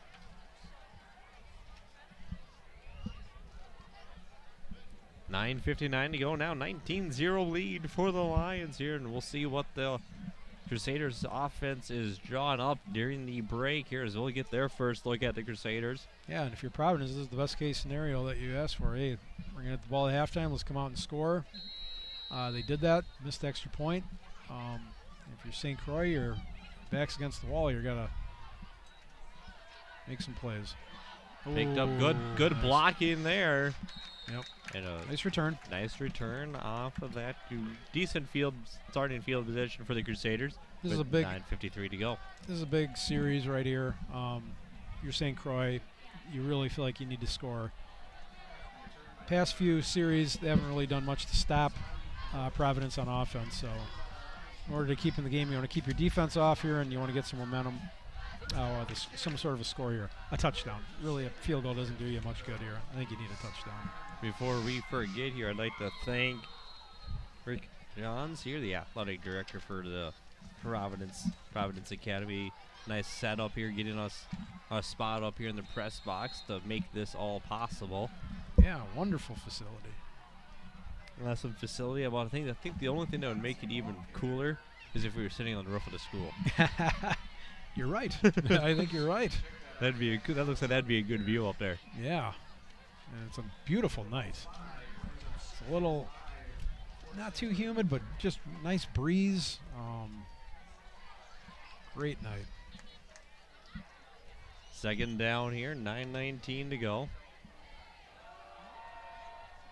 And a little bit of what we call a counter option there. Yeah. Give it to the... I thought the quarterback. No, he gave it to the fullback going right, and the quarterback, or to the left, and the quarterback went to the right. So they're just kind of, again, trying to manufacture a drive here. Eats a lot of clock, but you got to remember, if you're St. Croix, you're playing this game, but you're also playing for the season. So you're trying to establish things, not only in the game, but for the season. Third see what down. Works. They go to him again. Nice There's Goblin again with the carry. Yep, this is what they do.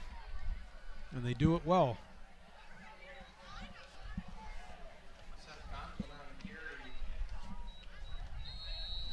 We got some good, you can see some good coverage again next week. Holy Angels is one of the schools that will be featured on the Catholic Sports Network along with Providence Academy. We'll have some Benilde, St. Margaret's football, as well as a Holy Family Catholic High School football game later on in the year, but mostly kind of centering around those big three, the Stars, the Red Knights, and here at Providence Academy. Oh, good stop there. Great to see some different schools jumping on board this year, as well as we're seeing some good football here in the Twin. I believe this is the Suburban Gold Division. Is it? Yeah. You know, there's so many different divisions here. You know, yeah. The thing is, it's weird that the Suburban divisions play each other. So it's like this could be gold against red. Yes. You know, so like St. Croix is obviously not in the same division as Providence, but like district, like actual district name wise, like Suburban Gold, but they're in the Suburban District, so they can play up. And it looks like the quarterback, no, he gave it up really late there. Yeah, a little delayed. Now back to your story. I mean, I remember mid-'80s, we were, Edina was the Lake Conference, and then they went to the Lake Red and the Lake Blue. And it was kind of weird because we were in the Lake Blue, which were kind of centered what is considered to be the Lake Conference right now, those primary schools. But then you had the Lake Red, the teams in the northern suburbs and the southern suburbs. So you had Apple Valley against Osseo. They had to travel to Timbuktu to play each other, whereas we were all centralized. I don't know where was part of that committee. It didn't make it. Used to be the Lake North and the Lake South, but One of my favorite one was the Lake and the Classic Lake. Right. Yeah. Yeah. Back in the days too. Yep. And it looks like there's another delayed keeper, but this time the quarterback keeps it. Yeah, and this is interesting. That was a little bit of a dive there. This is interesting. I think, well, yeah, it looks like they are going for it. You got to go for it here.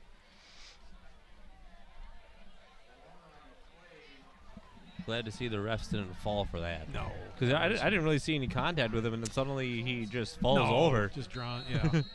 Looking to do that Neymar. World Cup soccer stuff going on like here. I said, looking to pull the Neymar out there. Yeah, exactly. Oh, they are going to punt. No well, this is now you talk about a good place for fake. This is always a good place for a fake. Oh yeah, right at about midfield, a little tiny snap. There's punts away, and it's a good one. Yep. And it's going to take a Providence bounce forward. All right. Well, again, Providence wins that battle on that series, and they have the ball. If they score here, I don't know if St. Croix has enough to get back into it. If they score here, I think this is about the dagger. Yep. If they score. Yep. Yep.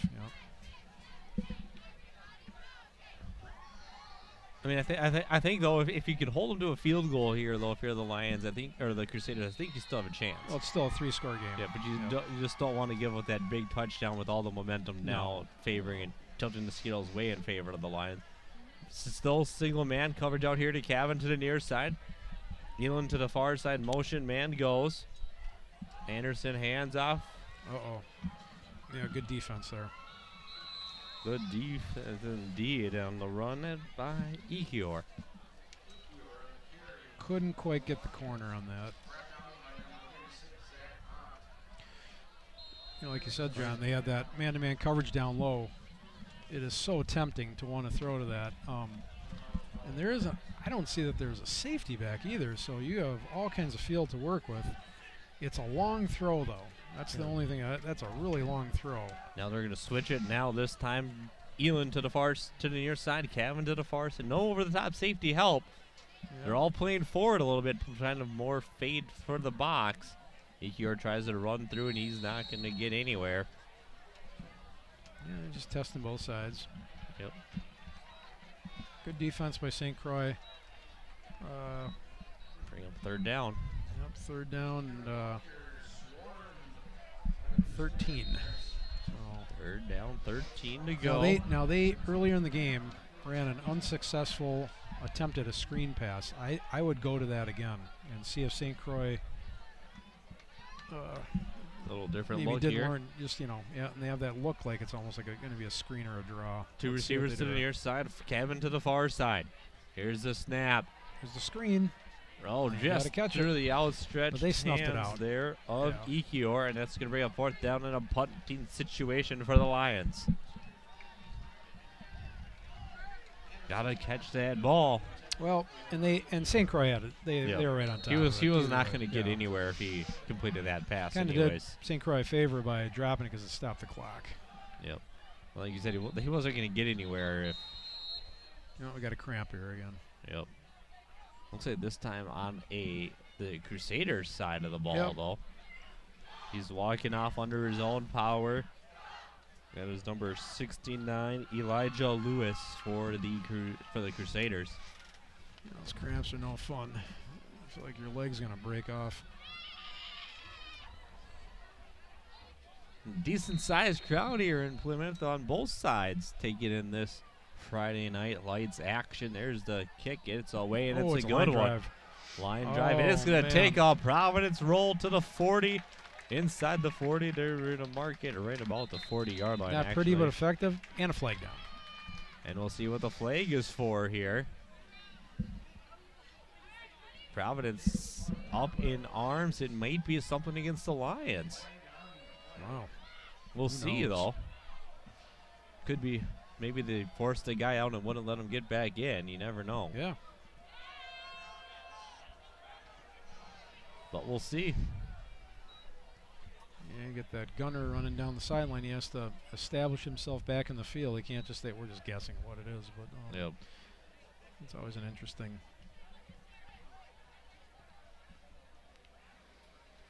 Oh, personal foul against the Crusaders. No idea what that was, but it must have been something Yeah, pretty blatant. Maybe a crack back block or something, or hit somebody low. Because the Providence sidelines, all the coaches had their arms out like, what did we do? Yep. You know, so it looked like it was going against the Lions, but no, it's against the Crusaders instead. Probably their arms up because they saw something that was the penalty itself. It must have been some sort of a... They thought maybe it wasn't getting called, but it was. Yeah, right. We'll see here, first down here, first down and 10, 4:10 to go, third quarter, Lions lead 19-0. And we'll see if the Lions defense once again here can step up and shut down this Crusader offense as they have for most of the game. There's been a few big plays though by the Crusaders, not to take anything away from them, and a couple penalties early on took away from some really big drives. Yep. Well, now again, they go with that look. We have two over there and a safety playing way off. They'll come up though and cheat on that.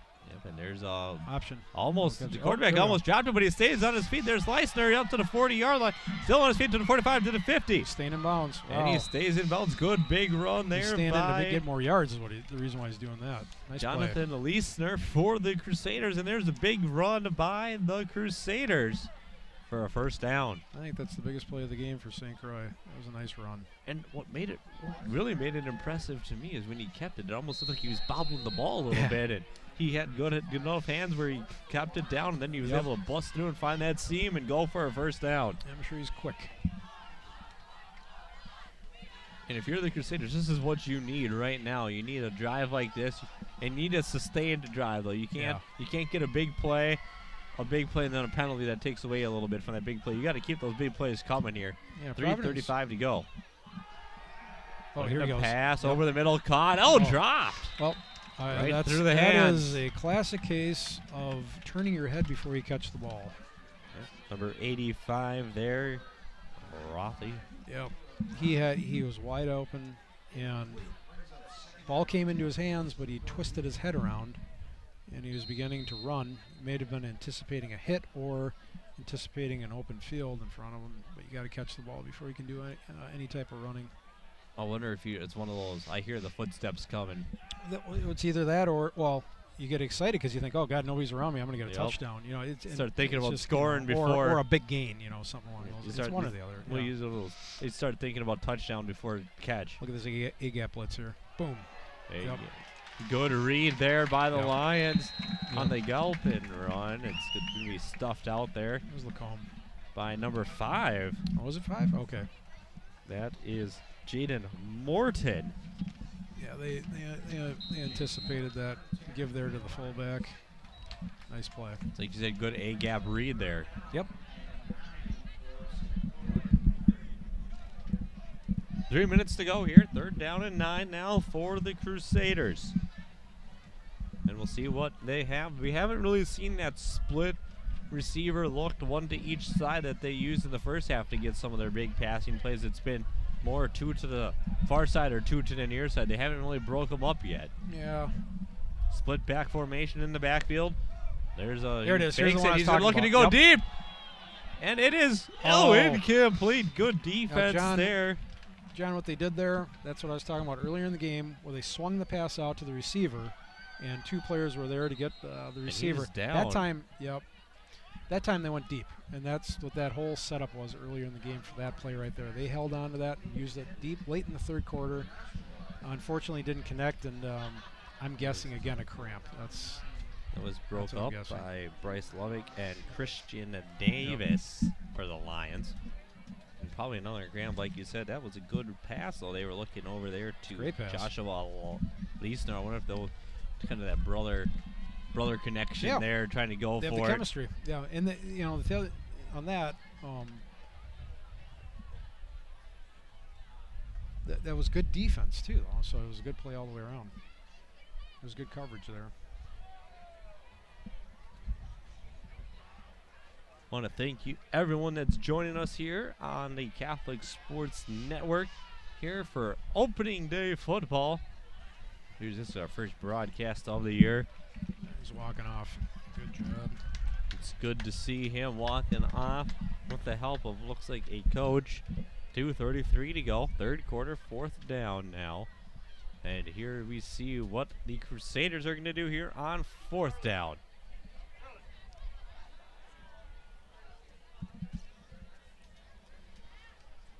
Looks like they're going to go for it. Yeah, this is that. Definitely now later in the game, you're at midfield area, you got to go for it. They're punting. Quarterback was coming in as he's probably the play caller Yeah. that's calling out the cadence. There's a snap. Punt is away. It's a good punt. It's going to take a nice. Crusader roll.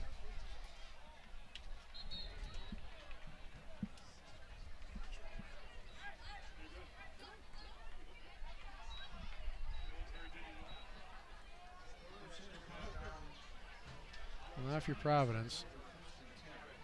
Nice long sustained drive here. Use the clock.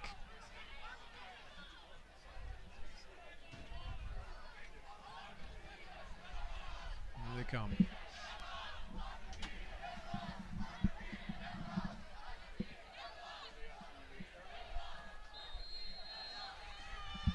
.223 to go here, deep in their own territory out of the Lions.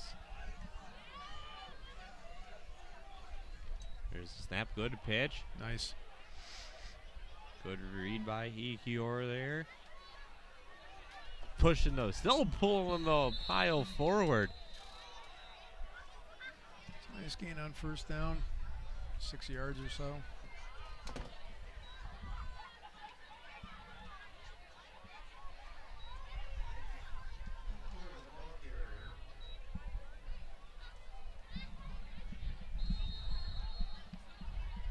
Section 4 AAA here for the Crusaders. A little bit, I want to say it's probably a little bit easier than the Providence Academy section, but yeah, you know, it's obviously you still get those tough teams down there as well. Yep. So we'll see here what how their season pans out, as well as there's a big run up the middle. Bring up second down or third down and short now for the Lions here. And that clock keeps ticking. Yep, it's ticking, slowly ticking away. And a first down here, and then you're looking at moving into the fourth quarter with the ball and the lead. As the wind starts picking up here. It feels good. At Providence Academy here. Nice, decent sized press box, tight on our side, but yeah, can't complain. Oh, offsides. See, there you go. And there's the jump. Got him on the hard count. Man, that's tough.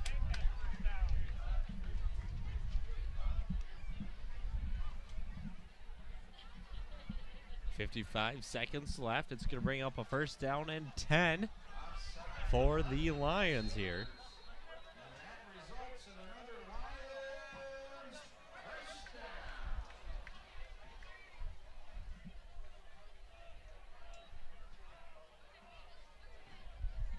Clock runs here now, and we'll see what they do. Looking to go deep. Oh, deep they here. got He's Kevin. And he, again, just inches away from making a catch. There's the big man, Kevin. Yeah, that's. And he's beating himself up again. Yeah, he is, but that's good defense. You know, I'm sure as a competitor, anytime the ball hits his hands, he's like, I'm going to catch that. But, good defense. In there on the defense. Now talk about a tough assignment. Not only are you the big bruising running back, then you got to say, hey, go out there and guard their best receiver. Yeah. And hey, they're doing a good job. Yeah. What can you say? Here's Cavan to this side. They're going to motion over on the defense. That is Luganville to play defense on Cavan. Nice pitch play there. Well set up blocking. To Lacombe. And Lacomb's still on his feet, Yeah, chewing that nice clock away. Yep, that'll put us into the fourth quarter. And that should be, no, they're stopping the clock, obviously, just to move the chains. Yeah.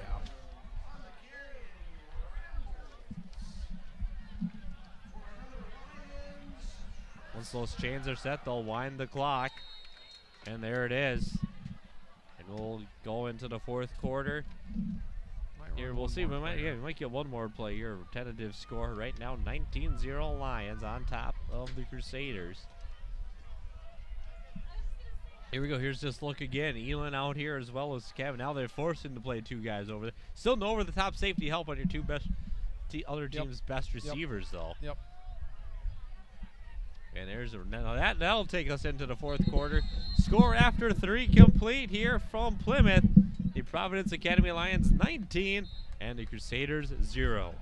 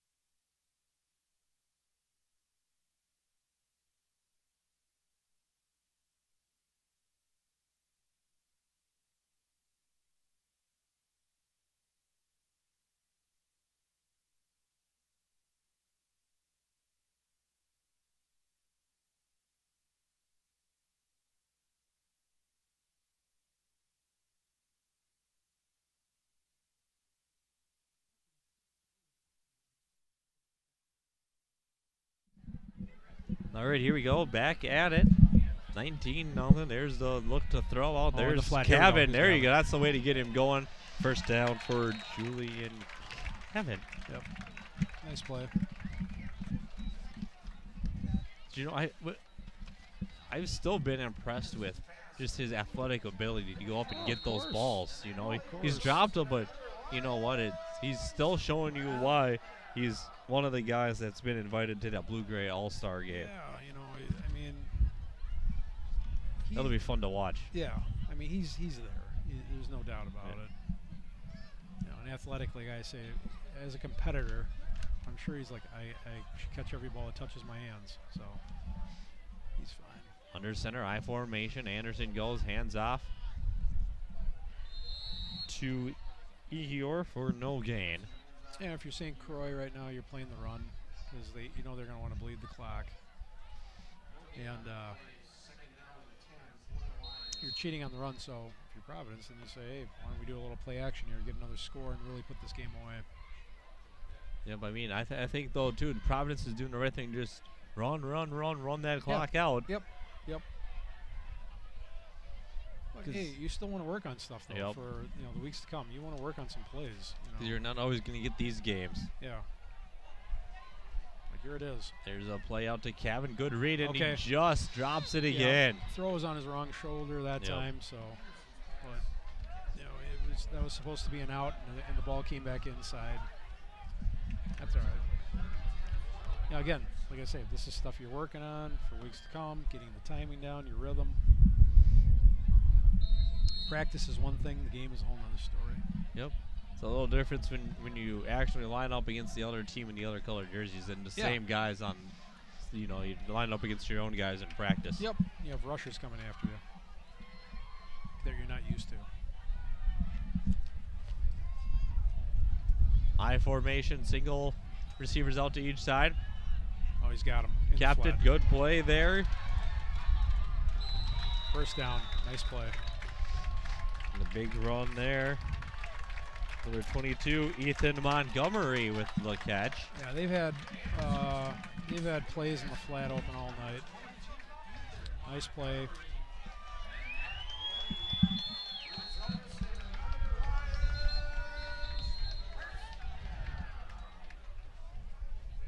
There's a whistle.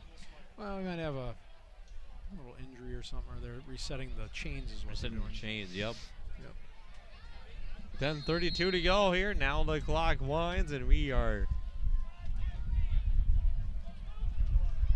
getting our first look here of Under the Lights High School CSN Catholic Sports Network football here for the first time this year. There's a good Nice half play. He's right gone. up the middle. He's He's gone. gone. He's off to the races. Jeff Eaker is going to score, and that is just about going to be your dagger for the Lions. Yeah. Nice play up the gut.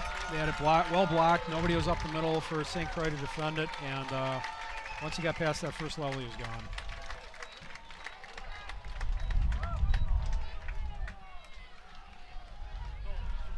$25-0 now the score.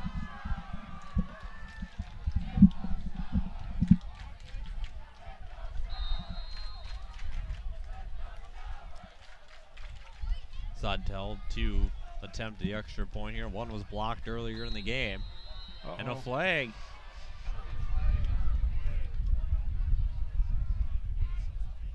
They have too many men on the field or something. Yep. Had to be too many men. Well, like I said, I remember last year, Holy Angels had the same thing. I remember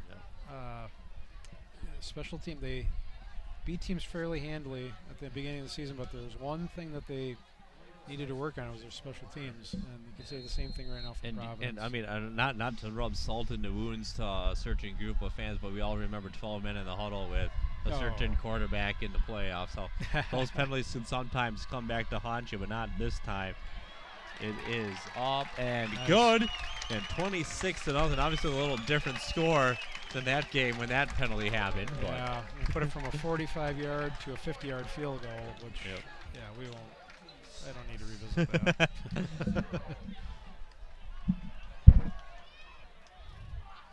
This Providence sideline all fired up, players dancing, jumping around, having fun. Yep. It's all fun when you're satisfying. Yeah, when you're up this big, especially to a team last year. They kind of beat you handily at their park. That too on top of it, yeah, kind of a little revenge. Granted, you look at it as a different teams obviously every year, but still, you still say, hey, they beat us. Now we want to go out and beat them at our home park. You're playing the school. You're playing against the jerseys. Yep. Yeah, you remember. Here we go. Sodell to kick the extra point, or to kick the extra point, to kick off after making the extra point from the 40-yard line. That's number 13, Leisner, and number 22, Hiroki over there to return for the Crusaders. Now it looks like they're missing a couple of guys. No, they're missing one guy. Trying to bring on two after missing one. Yeah, like I say, But luckily both of them didn't get into their, luckily both of them didn't enter the numbers, or else that would have been an illegal substitution again. Coaches are yelling on the sideline. Got to pay attention to the game. Deep kick. That's going to be a touchback. Nice kick by Sodell there. With 10-12 to go, 26-0 lead, and starting field position for the Crusaders at the own 20-yard line. Yeah.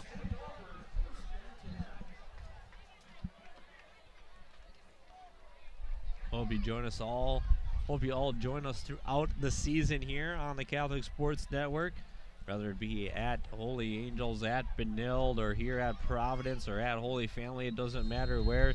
Tons of great sports, football, volleyball, soccer, action, all coming up here on CSN. Hope you all stick around all season. It's going to be fun. Yes. And a nice run up the middle for 4 or 5 yards there, it looks like, by... It's just nice to get the kids number back in 30? school, too. Something in the 30s.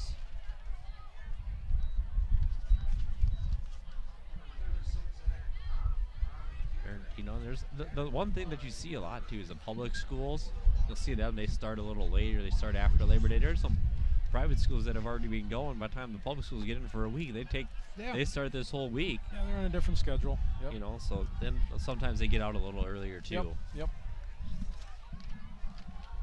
And there's the run by the keeper, Leisner. Nice hit. Nice hit. Oh, that's a fumble. And they're going to say he was down first. He was down, okay.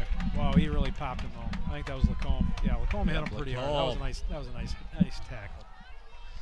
That was Dominic Lacombe on the Leisner keeper. Yep. Popped him. That's going to keep that clock running, obviously. It's a good, hard, legal tackle. I mean, but if you look at it, though, Chris, a few years ago, you had St. Paul Johnson, 14 points in like 10 seconds. So, not saying that it's almost impossible, but it is almost impossible. Yeah, it has to be the perfect storm in order for that to happen. And that's kind of what happened there, too. Yeah. We had a couple of onside kicks. And the other thing, too, is, and we're seeing it right now, St. Croix is working their running game. They're not like throwing the ball down the field. They're working for next week and the week after that. They're just trying to establish their offense for the year. Is really what they're doing. That's the coaching staff. And we saw that too, though. We saw that a lot here. Just a heavy run set for the Crusaders. Like I said, they have about, I think, just about every guy. Offensive position that's up to about 40 is either a quarterback or a running back. Yeah, they're just that's their bread and butter is the running game, so they're trying to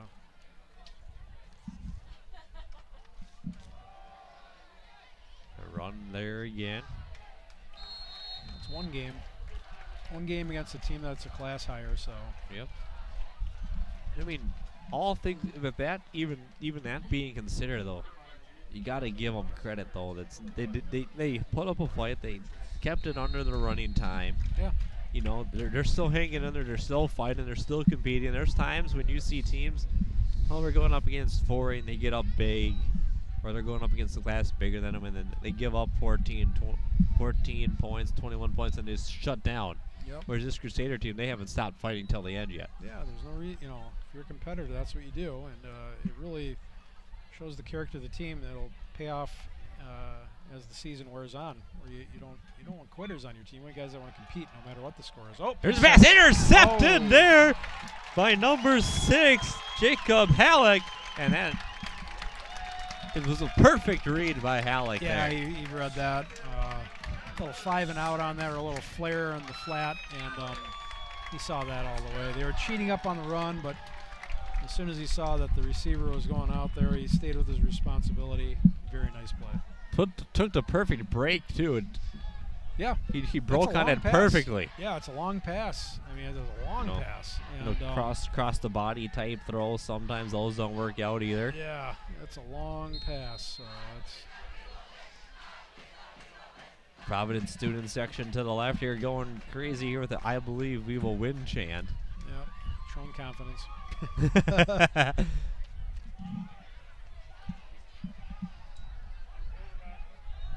There is number 25, Ekior. That is going to be 16, Harrison Vetter. Yep.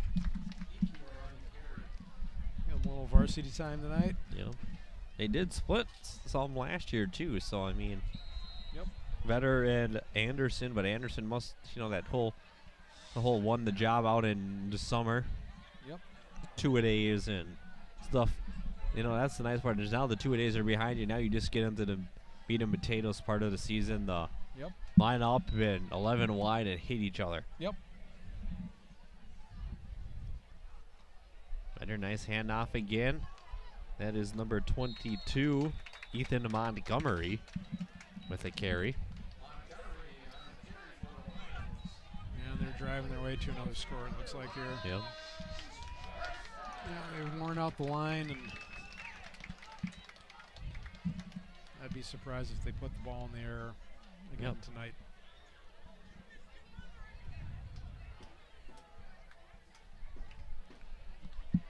And then if you're Providence after this week, it's a nice, smooth victory. You don't want to become complacent with something like this. You still want to work hard at practice during the week. Here's the play, and Ekior with the run. Oh, yeah, Cuts let's it go back on up him. the middle. Yep, He's in. there it is. Touchdown, Lions. Nice play. Yeah, they're just dominating right now. Nice play.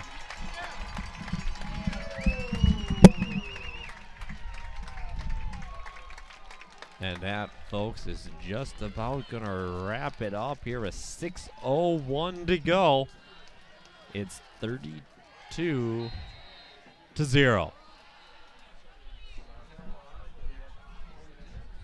Sawtell on to count the extra point here.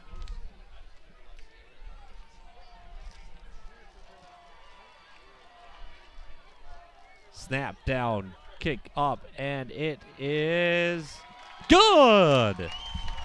The snap was good, the hold was good, the kick is good. 33-0 Providence Academy with 6:01 to go. 33. 33-0 here. 33-0. Yep. There used to be an old, people play fantasy football, this and that and whatever, and there used to be a 33 league before the 2-point conversions, and that became in the long extra points now. It was a 33 league where you would put your name in a hat, and if your team got 33 points, you won basically potentially the pot at the end of the season because it was such a hard number to come by. Yeah. Now they go with the 32 league or the 32 number. You see a lot of PPR leagues too, where that's what my league is, the PPR league. But I got you get a half a point per completion too. So I mean. Yep. Well, this would have been you had a team. In other words, if the Vikings scored 33 points. Yep. In a game, win or lose. Yep. And at the end of the season, if nobody else scored 33 points, you had a chance to win the money. You won the whole pot. Yeah. Right. So. And there's the kick, line drive, kick hit the player, so they have to pick it up and play it, and they do. And he's in trouble now. And that was number 22 on the return.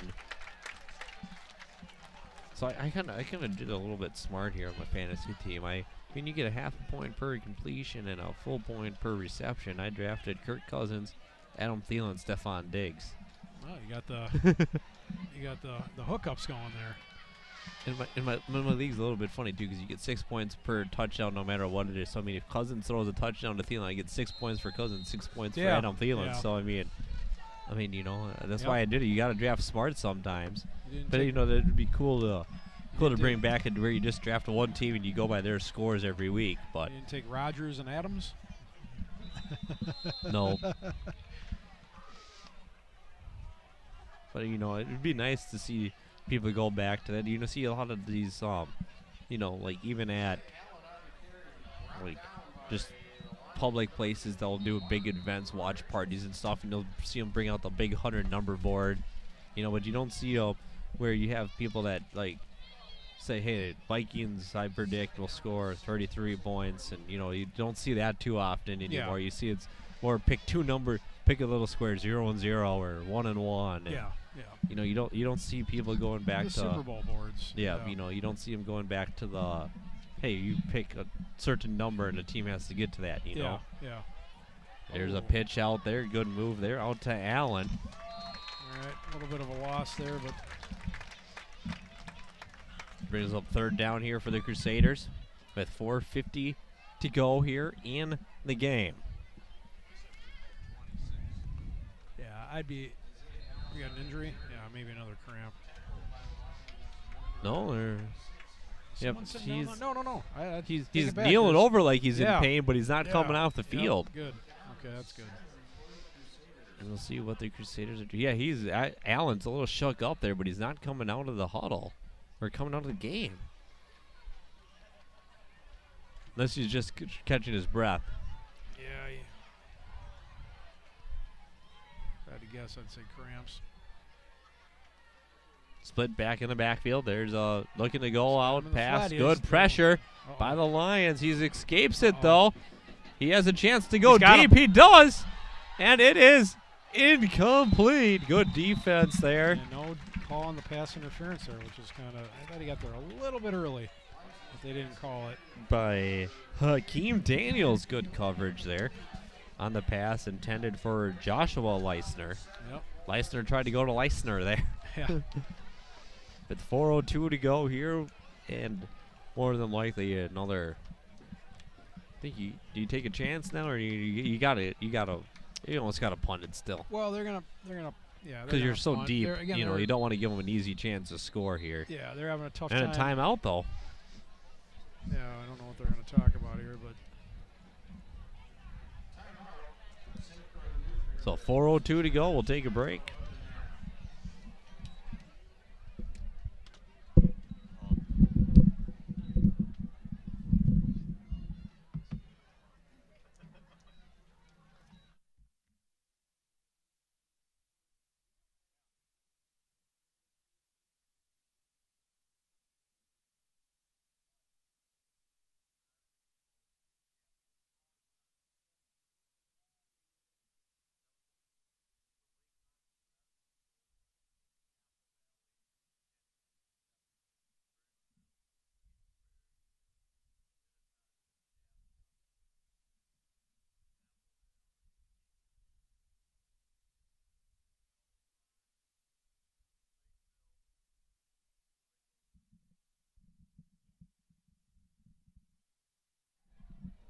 All right, welcome back here. 4:02 to go. Thank you all for joining us once again from Providence Academy here in Plymouth. There's a low snap, punts away, and it's a line drive. It's taking a St. Croix Lutheran roll, and they're calling it away. And the refs mark it down. And it'll be 3:51 to go with Providence having the ball again, and we'll see. Probably once again we'll see Harrison Vetter come out here and lead the offense. Yeah, they're going to run it, try to run out the clock. Run. And if you're St. Croix, you say don't let them score. And it is. Here it is. It is Harrison Vetter. They're one score away here from run time here in the fourth quarter. Yeah, they're stacking it up for the run. Yeah, we got to load that box. And they do. They run it. And maybe a loss of one there on the, maybe one or two there, loss of yards though. Yep. Did not see who got that carry though.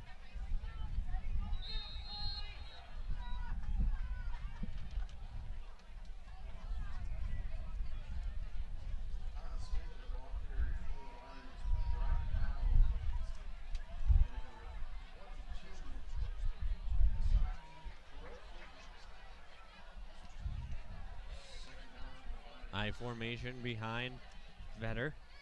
Two wide receivers, one out to each side. Vetter with the pitch out to number 43. Nice run. That is Caden Lacombe for the younger brother for the Lions. Younger brother. The field goal poles are starting to shake a little bit on the far end of the stadium here. It's wind's picking up a little bit. Yeah. Granted, you wouldn't do it in this situation, but if it's a closer game, this is where you let a deep one fly because the wind's pushing it. Right. But when you're up 33-0 with the clock running, 2 minutes to go, you don't do it. No, they're running the ball. Yeah. I'll go out on a limb. Another train passes by here as we are now in the 2:15 to go, third down. I formation again.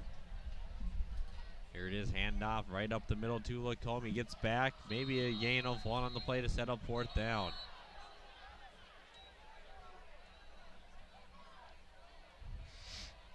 Official timeout? I don't know what they're doing here. They may. Nope.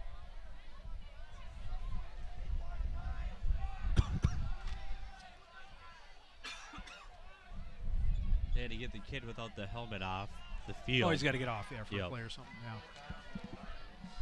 I mean, that's a good job by the ref not assessing a penalty there for him. They just went over there and talked to Coach Rooney and his staff and said, hey, listen, you got to settle him down a little bit. Yeah, the referees don't want to determine the outcome of the game. Not that they would in this one right now. But I mean, they don't want to be that ref that let that kind of thing go and just give warnings out to the players. Then you bring the second team in, and then suddenly you start throwing flags out. They want to stay consistent throughout the game. Yep. which they've been a good job doing with that kind of stuff because they haven't thrown flags earlier when it's happened. Yep. We got a timeout here. And a timeout taken. Oh, delay game. No, I was going to say they're going to do one or the other. They Yep. took the delay. They're going to push them back. Now they're going to punt.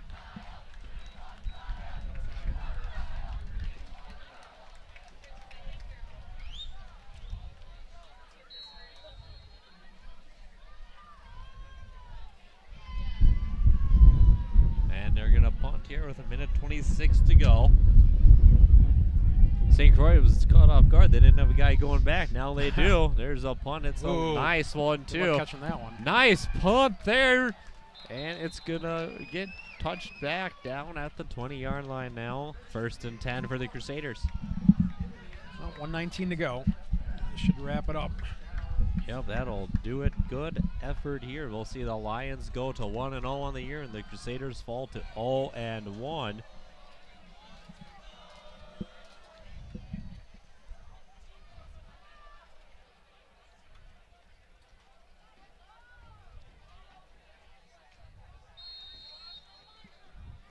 For the Crusaders, their next game, or for the Lions, their next game will be the 18th, the Saturday game, 2:30 at New Life Academy in Woodbury. Yep. It's a little haul for them, not too far though, not bad. Yeah, Not too bad from up here. Yeah. Oh, they're Looking throwing to it throw now. it over the middle, and there's a good catch and reception by number 85. No, that time he held it. Yep. I believe it was him last time that turned his head a little quick, so that's Yep. good to see. Ratchy with the catch, and it's going to be one of the last plays you'll see run this game. A couple more plays here as we're at a minute to go here in the ball game. 33-0 Lions lead. Split back formation. Quarterback's in the keep. Now he's going to pitch late to Galpin, and there's nice a tackle. nice run. What is that, about a 5-yard gain? Galpin may be a little shaken up on the play. Nope, he's up. Yeah, he's up. A little slow getting up, but Isaiah Allen right over there to see a nice run and try to get his brother in arms there up off the turf. 30 seconds to go here. 30 One more play, yep. I'm guessing. One, maybe two if they're lucky, but probably only one. I'd like to thank everyone here that helped get this season underway. Cameraman Todd Groves, Pete Wagner, the director, executive producer, Chris Weigel on color, and John Sands on play-by-play with 7 seconds left. It's going to be the Lions' final score here today. The Lions victorious by a score 33-0. Just kind of final thoughts here on the game. I'm impressed with Providence. You know, they're playing a team that beat them last year. I realize it's different kids or whatever, but still, that's a great way to start. And pitching a shutout to boot, assuming there isn't a score right here. So they can work on a few things this week. Special teams, don't become complacent, and looking forward to see how their season will go here. And we got one more play here. 3 seconds to go. One more play, and it's going to be a 4th down. I wonder if this is one of those deals where you just, well, you're obviously going to try to score, but I mean, if you don't, you just kind of run around and take the clock and then take a knee. yeah. So you don't want to take a knee right hurt. away. You know, it's kind of one of those things where, as a coach, you're like, well, we can do razzle-dazzle, but I don't want to get anyone hurt either. Yeah. That's why I think But if you you're just Providence, do you that want and to pitch run the around shutout. the That's knee. why they have 4 guys deep. Yeah, that's why you just kind of. I think you just kind of run around, take the knee, and Yeah, there it there's is. a pass, and that's gonna That's do gonna it. do No it. time left. Final score from Plymouth for Chris Weigel, for Pete Wagner, for Todd Gross. This is John Sands signing off, saying good night, everybody. Final score once again from Plymouth: the Providence Academy Lions 33, the St. Croix Lutheran Crusaders 0. Good night.